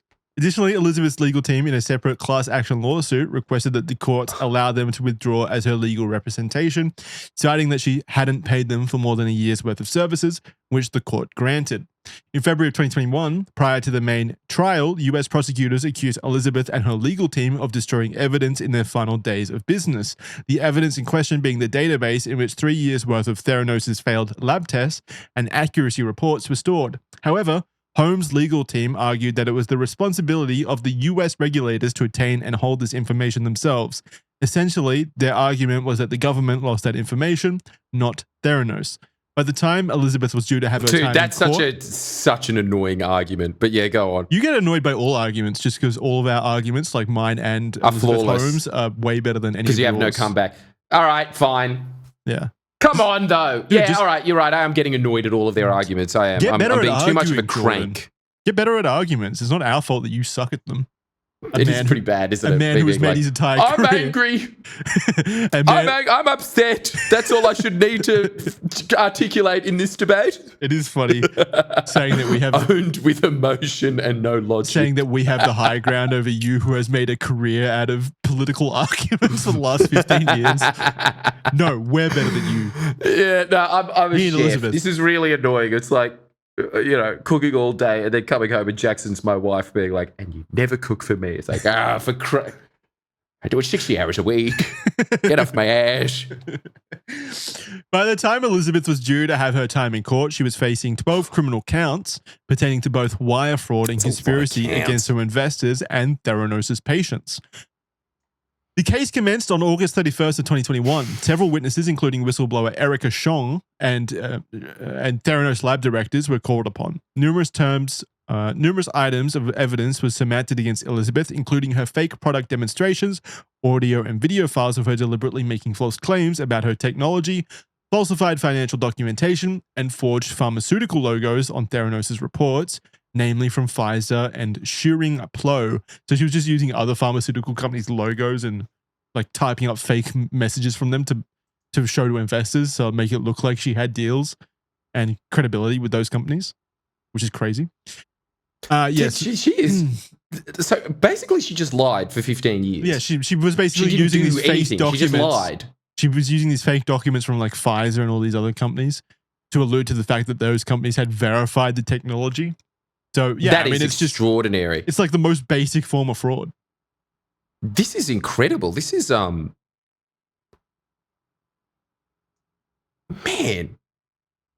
It really does show that. I just can't imagine being in that. Like you've Okay, you didn't graduate from university. You don't know anything. You're getting all of these high-powered meetings, and you're able to lie the entire time, it seems, as to the point that guy was just like, this is just a culture of lies. Like, this is literally just a house of lies. This whole thing is just held up with lies, and everybody keeps bullshitting around it.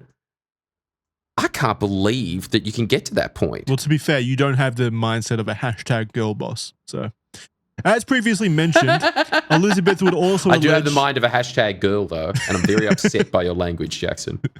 Elizabeth would also allege in her testimony that she suffered decades of emotional, sexual, and financial abuse from Sunny Balwani, revealing that she was in a romantic relationship with him throughout the saga. However, Elizabeth also testified that it was she herself who decided to mislead investors, business partners, and journalists, not Balwani. Wow, so maybe Balwani was innocent all along. From the evidence brought forward, well, not of the other stuff that she accused him of, to be fair.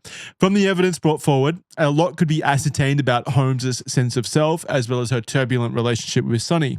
One of several hundred text messages displayed the intense affection from Elizabeth to Sunny, reading, quote, this is a quote from Elizabeth. It reads, quote, "You are the breeze in desert.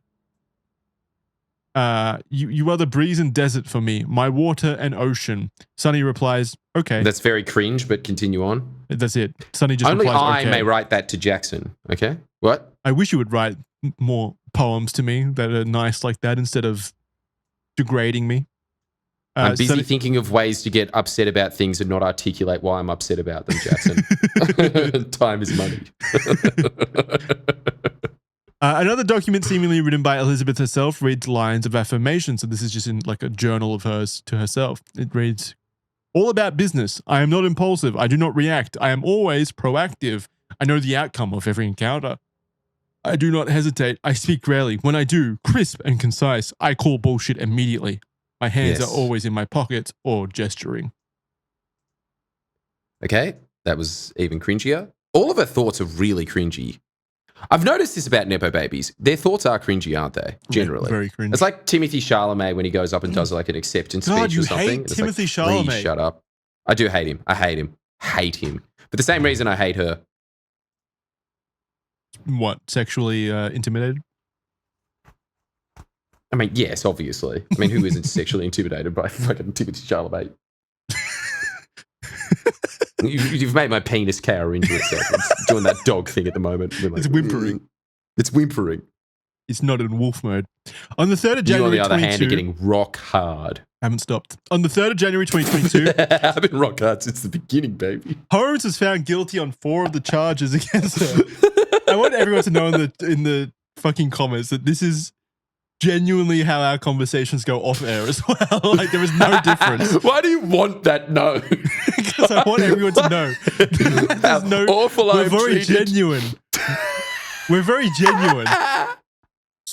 You know, this is exactly how we are offline, believe it or not. Okay, so you're just getting intimidated by Elizabeth at a shamaree that you're just like, just so you know, we say lewd, suggestive things to each other consistently. Yeah, this is not an act, guys. This is not an act. And also just as admirable as being a tech entrepreneur. I think it's timely, honestly, to make that clarification considering we're talking about fraud. I just wanted the audience to know that we're not defrauding them. This is genuine. We are being very genuine right now by sexually harassing each other. Yes, I'm sure that consoled a lot of people that were wondering, are they the real deal? I hope Do they talk about right their penises this much when they're off air? I don't see it. It's a lot of cock talk. It doesn't make sense. I think they take us for idiots. Oh my God. All right, let's bring this baby home. The jury were unable to reach a unanimous decision on whether Elizabeth was guilty for her 3 other counts of defrauding investors, to which the judge declared a mistrial. Sunny Balwani stood trial separately from Elizabeth Holmes in 2022. He was not as fortunate as Elizabeth, as on the 7th of July, he was found guilty on all 12 counts, 10 counts of wire fraud and 2 counts of conspiracy. This was a much more severe verdict in contrast to Elizabeth. As for Elizabeth, she faced a maximum penalty of 20 years in prison and a fine of $250,000 for each count of fraud and conspiracy. The U.S. prosecution was seeking a 15-year prison sentence, a 3-year supervised probation period, and $800 million in restitution payment. Prior to the sentencing, Elizabeth and her legal team requested that the courts acquit the convictions, arguing that no rational juror in their right mind would suggest that Elizabeth is guilty beyond a reasonable doubt. Several more attempts were made to request a retrial. These motions stem from arguments made by the defense that prosecutors unfairly represented Sonny and Elizabeth's partnership, that witnesses, namely a former Theranos lab director, had felt guilty testifying Elizabeth after the fact, and that the prosecutors failed to take the correct steps to ensure a critical database of Theranos' testing information was protected. On the 18th of November, Holmes was finally sentenced to 11 years and 3 months in prison, with an additional 3 years of supervised release. The judge recommended she be imprisoned in the Byron, Jesus fucking Christ. Brian, it's just Brian. I don't know why. Brian. Yeah, I don't know why Brian there just fucked me, but he did. She was. Okay. I'm going to take a second to collect myself. Yes. That really threw you off. Yeah, I just said a bunch of words with like way more syllables, but Brian is the one that stumped me. This was really Incredible. weird. Yeah, tripping over in the 100-meter dash. The judge recommended she be imprisoned in the Bryan, Texas federal prison camp, a minimum security facility, which according to one criminal defense lawyer is considered heaven, of course. Sonny, on the other hand, was later sentenced to 12 years and 11 months in prison, 3 years of supervised release. It would be funny if he was sentenced to like fucking Rikers or something, like the most hardcore prison possible. What's the one that shut down, the little island one? Alcatraz? Oh, Alcatraz. What, they just opened it up to chuck him in there. Him. He is too dangerous for society. She's in like a beautiful retirement home of a prison, basically. Meanwhile, he's in Alcatraz. I've always thought that. I wouldn't mind committing some white-collar crime and going to jail. I thought that it would be a great rent, life. Baby. Free rent. And they look I've after heard you, this right? from multiple people that have been to white-collar prisons. It's a resort. Yeah, it's just not that bad. Not that bad. They give you a menu, for fuck's sake. Do they give you a menu? Yeah, they give you an iPad, and they was like, and for dessert, madam? I mean, and even that's not good enough for them. Like, there's so many cases where they get sentenced to those places. Like Epstein, remember his first time from the sweetheart deal? They get sentenced to those places, and then they still argue that it's not good enough, and they get to go out on weekends, basically. Like a weekend pass where they get to. No, just yeah, that's right. prison. Yeah, because I need to conduct business. Yeah, fucking ridiculous. God, this Isn't that ridiculous? Society is ridiculous. See, it's always the thing that gets Jackson riled up. Yes, injustice. Execute him. Yeah, no. He really hates a judge going light. I do. I hate it. Dude, you really need to. You have to stop doing this podcast, and you have to sit in the public galleys of courts and just heckle the judge. Not good and enough. Be like, more. Give him 2 life sentences. He could get off 1. My taxpayer money pays for this justice. Yes. You call this justice? I call this perversion. Of justice. Of justice. It's a bit wordy. Judge, give me 5 minutes with him. I stand by my original statement. What? Justice should be me in a room with him for 5 minutes, Judge. Give it to me. Yeah, you're going in your mobility scooter that you don't need. You love it. No, I hate it. I hate injustice. I hate injustice. That's right. He hates injustice. I love hating injustice. Bawani was scheduled. Okay. Sonny on the other, yeah, I read that. But Bawani was scheduled to self-surrender by March 15th, 2023. Yet just hours prior, he appealed the ruling, triggering a sentence stay, which is just a thing you can do, I guess, meaning his trip to prison was stalled. On April 7th, the request was processed and denied, and he surrendered on the 20th. He was imprisoned at Federal Correction Institute, San Pedro, California. During the restitution stage in May of 2023, both Holmes and Balwani were ordered to repay $452 million USD to their defrauded investors, including Walgreens, the Murdoch family, the Davos family, and Safeway. All of people who I'm sure missed that money. What about the real victims here, Jackson? Me.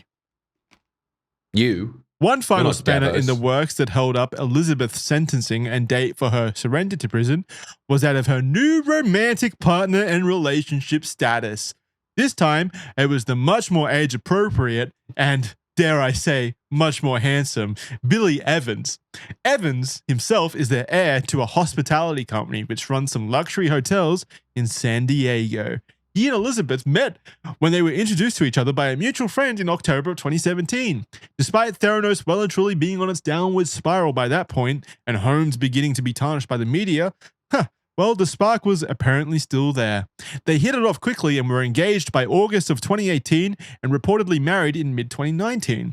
Evans was present during Holmes' trial and was seen to be consistently offering her support, showing that the relationship may well be a strong one. We're rooting for their success here at Red Thread. On top of this, the couple has had 2 children in the relationship speedrun. Their son William in July 2021 and their daughter Invicta, which is Latin for invincible, in April 2023. So cringe. Naturally, go on. Giving birth to 2 children can muddy the waters when you're on trial for fraud. All of us who have been there know that. This was indeed the case with her pregnancy with William delaying the start of her trial. Similarly, she became pregnant with Invicta after being convicted. How did that happen? Holmes and her legal team tried to use her pregnancy and children as a reason to delay her sentencing and to remain free while appealing the conviction, so as to not have them grow up without their mother, but it was to no avail. Her sentence was only delayed until she had given birth, then she was off to jail at the end of May 2023. You reckon it was a scheme to try to get out of prison time? I reckon they would have concocted something else, don't you? So you think they actually... I think that it was true love, but it really does... How the fuck did they meet? Isn't that I scummy? suppose just the same social Don't you circles. think that's extremely scummy, though, having a kid and then going to prison for 15 years? That is quite scummy, isn't it? That's so fucked for the kid. I mean, I suppose, look, he's going to be raised by nannies anyway. Yeah, true. I would imagine it would have been a very absent parenting role regardless. Fuck. What?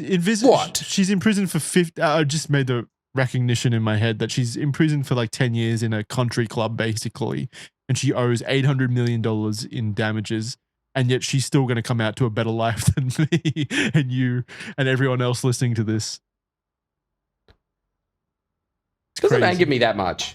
Some of the statements that she made angered me that much, but her just coming out and having a good life after living in a resort for 15 years and not having to raise the kid in the hard parts, I'm just like...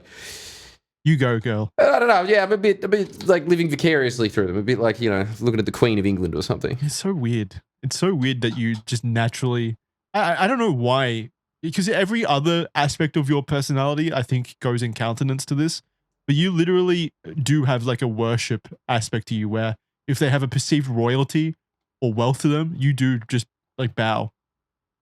Yeah, I just feel like I've just got like medieval peasant blood in me. That's what it is? And I just see that someone's got like a fancy gloves on, and I'm enamored by the gloves. I think that's about it. Ooh, shiny. Yeah, I think that's it. Yeah, just they're wearing shiny things. Yeah, maybe. But yeah, and you, on the other hand, absolute rebel to authority. Yes, I am. Unless it comes to prison sentencing, and then you are just like, you can't get enough authority. I am a danger to the system, unless the system isn't dishing out justice. Okay, I don't really know what that means, but it sounds... I don't know if you know what that means. I am a danger to the system unless the system is working. Yeah, that makes sense. That part makes sense. I suppose. I'm a danger to the system, but I really love the system too. When it works. I mean, you know what you've done? You've really summed up the psychology of society in general, haven't you? I hate the system. The system can benefit me. Yeah, it's mad. Yeah, exactly. Yeah. Holmes, her sentence was only delayed until she had given birth. Then she was off to jail at the end of May 2023. Although some have speculated that she only had these children as a way of delaying proceedings and garnering sympathy from the courts and prosecutors, Holmes has rejected these claims. Well, she's not trustworthy. I don't know why that matters. Yeah, I don't know why. Like it cares what. But yeah, go on. Why does she reject them? No, we don't need to dive into that. According to federal prosecutors, both Elizabeth and her partner William attempted to flee after purchasing one-way tickets to Mexico shortly after sentencing. However, the defense argued that the tickets were merely purchased in hopes that the verdict would be different and that they were planning to attend a wedding ceremony of close friends. So, where are they now? Holmes, now 42, is living as inmate number 2496511 at the Bryan Federal Prison Camp, around 100 miles northwest of Houston, Texas. She is working in the prison as a French teacher and a re-entry clerk for 31 cents an hour, helping other inmates write resumes to get work upon their release. Despite she'd be good at that, actually. Yeah, she would be. Despite it being, but I mean, isn't it like a white collar jail? Like I just assumed that. Yeah, why the hell do they need that? Like, I need for my inglese. It's like, but like, weren't you there for high finance crime? See, very good at maths, no English. It's like, okay, it's weird. She's helping like former CEOs who are also in there for fraud write their resumes. Yeah, what the hell is that all about? Despite it being one of the best prisons to be sent to, in a 2025 interview with People magazine, Elizabeth described her time in prison as, quote, hell and torture, end quote. Oh, yes. Well, I'm sure it is when you're an heiress. Even though she gets 2 visits a week from her husband and children. She also reportedly dropped the fake voice shtick and is spending every day researching and studying.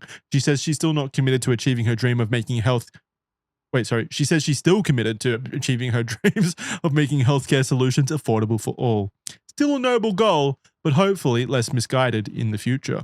Holmes is also still pushing for further sentence reductions and has received a reduction from 11.25 years to 9 years for good behavior in 2025, as well as a further year reduction in early 2026 due to the fact that there was no evidence Theranos' investors, quote, suffered financial hardship, end quote, for their bad investment. Luckily for Elizabeth, she went after the big fish for funding rather than regular people. That is a good thing in my...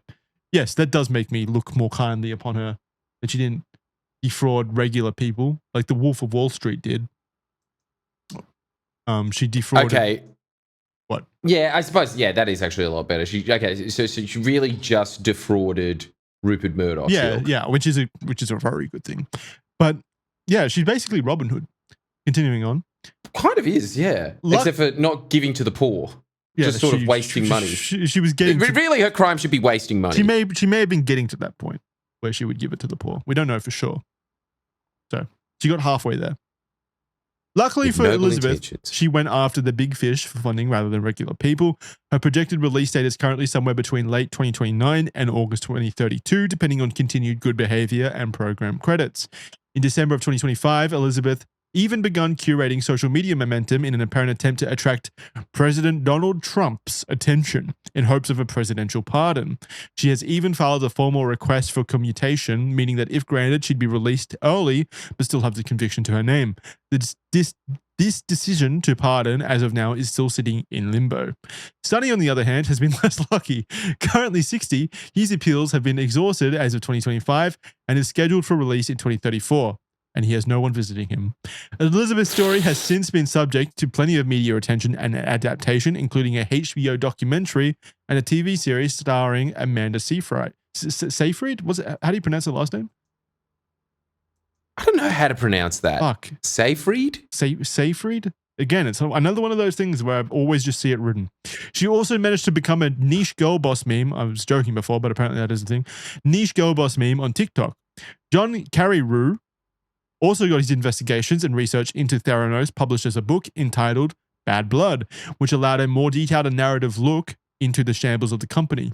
Carreyrou's book also brought to light more of the intimidation tactics that Holmes's lawyer, David Boies, directed towards him, which has since damaged Boies' once strong reputation.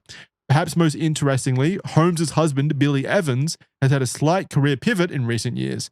He has previously worked in tech, but in 2025, he launched and became the CEO of new startup Hamanthus. This company is a medtech company which, you guessed it, tests blood for diseases and is described as being a radical new approach to health testing. Although it will initially be starting by testing on pets, the ultimate goal is to progress to humans. The company has raised over $18 million in funding as of 2025, with Evans' goal being $50 million to build the first prototype, which looks eerily similar to the Holmes Edison machine. Wow. This is incredible. Look, I don't know. Do you think that they're true believers? I kind of do feel like it at the end. I think they don't know what they're doing. I think they're kind of stupid. I think they're probably... I actually don't think that they're like scammers. I just think that they refuse to take no for an answer. They have that, and they have the money to just be insulated from reality for so long. They lied a lot. They're scammers. They lied so much, provably. No. Okay, but like it's not scammer in the sense that we think of it as some guy rubbing his hands and being like, money, yash. Like it's not that kind of scam. It's, I can make this work. I just need more money. Don't you think? But yes, it's possible that they believe that initially, but then through the act of, developing and stuff, they knew that it wasn't working and still told people that it was. Yes, exactly. That's what I'm saying. Like, it's coming from a different place. It's a place of desperation. Place of desperation. Yeah, okay. I think that's it. I think that they just had this like massive overconfidence, and then the lies within lies. Well, I think I've kind of had like. I think by I've this had point, nightmares like that. I think by this point it's different though. Now that they're going back to the well, I think it's more like they realize that the idea of a machine that can cure all diseases is really attractive to investors. It is very attractive. Cure all diseases. Sorry, diagnose all diseases. So I think that like even they might have the idea right now that this probably isn't going to work, but if we can at least look like we're working on it, then people are going to invest. Reportedly, Holmes has been advising Evans on the company from behind bars. That's a good sign, but has no plans to take on a formal role at the company and has no involvement with the company. She's a stay-at-prison mum now. Regardless, she is still stay-at-prison mum. Regardless, she is still banned from being an officer or director of a public company until at least 2028. While the fake it till you make it ethos seems to be a strong part of many Silicon Valley startups, it certainly plays out worse for some than others. One key difference seems to be that people who actually have ideas that can truly change or provide benefit to the world seem to find success despite initial backlash. That mindset is also much more dicey when you're dealing with the healthcare sector, where people's lives are on the line.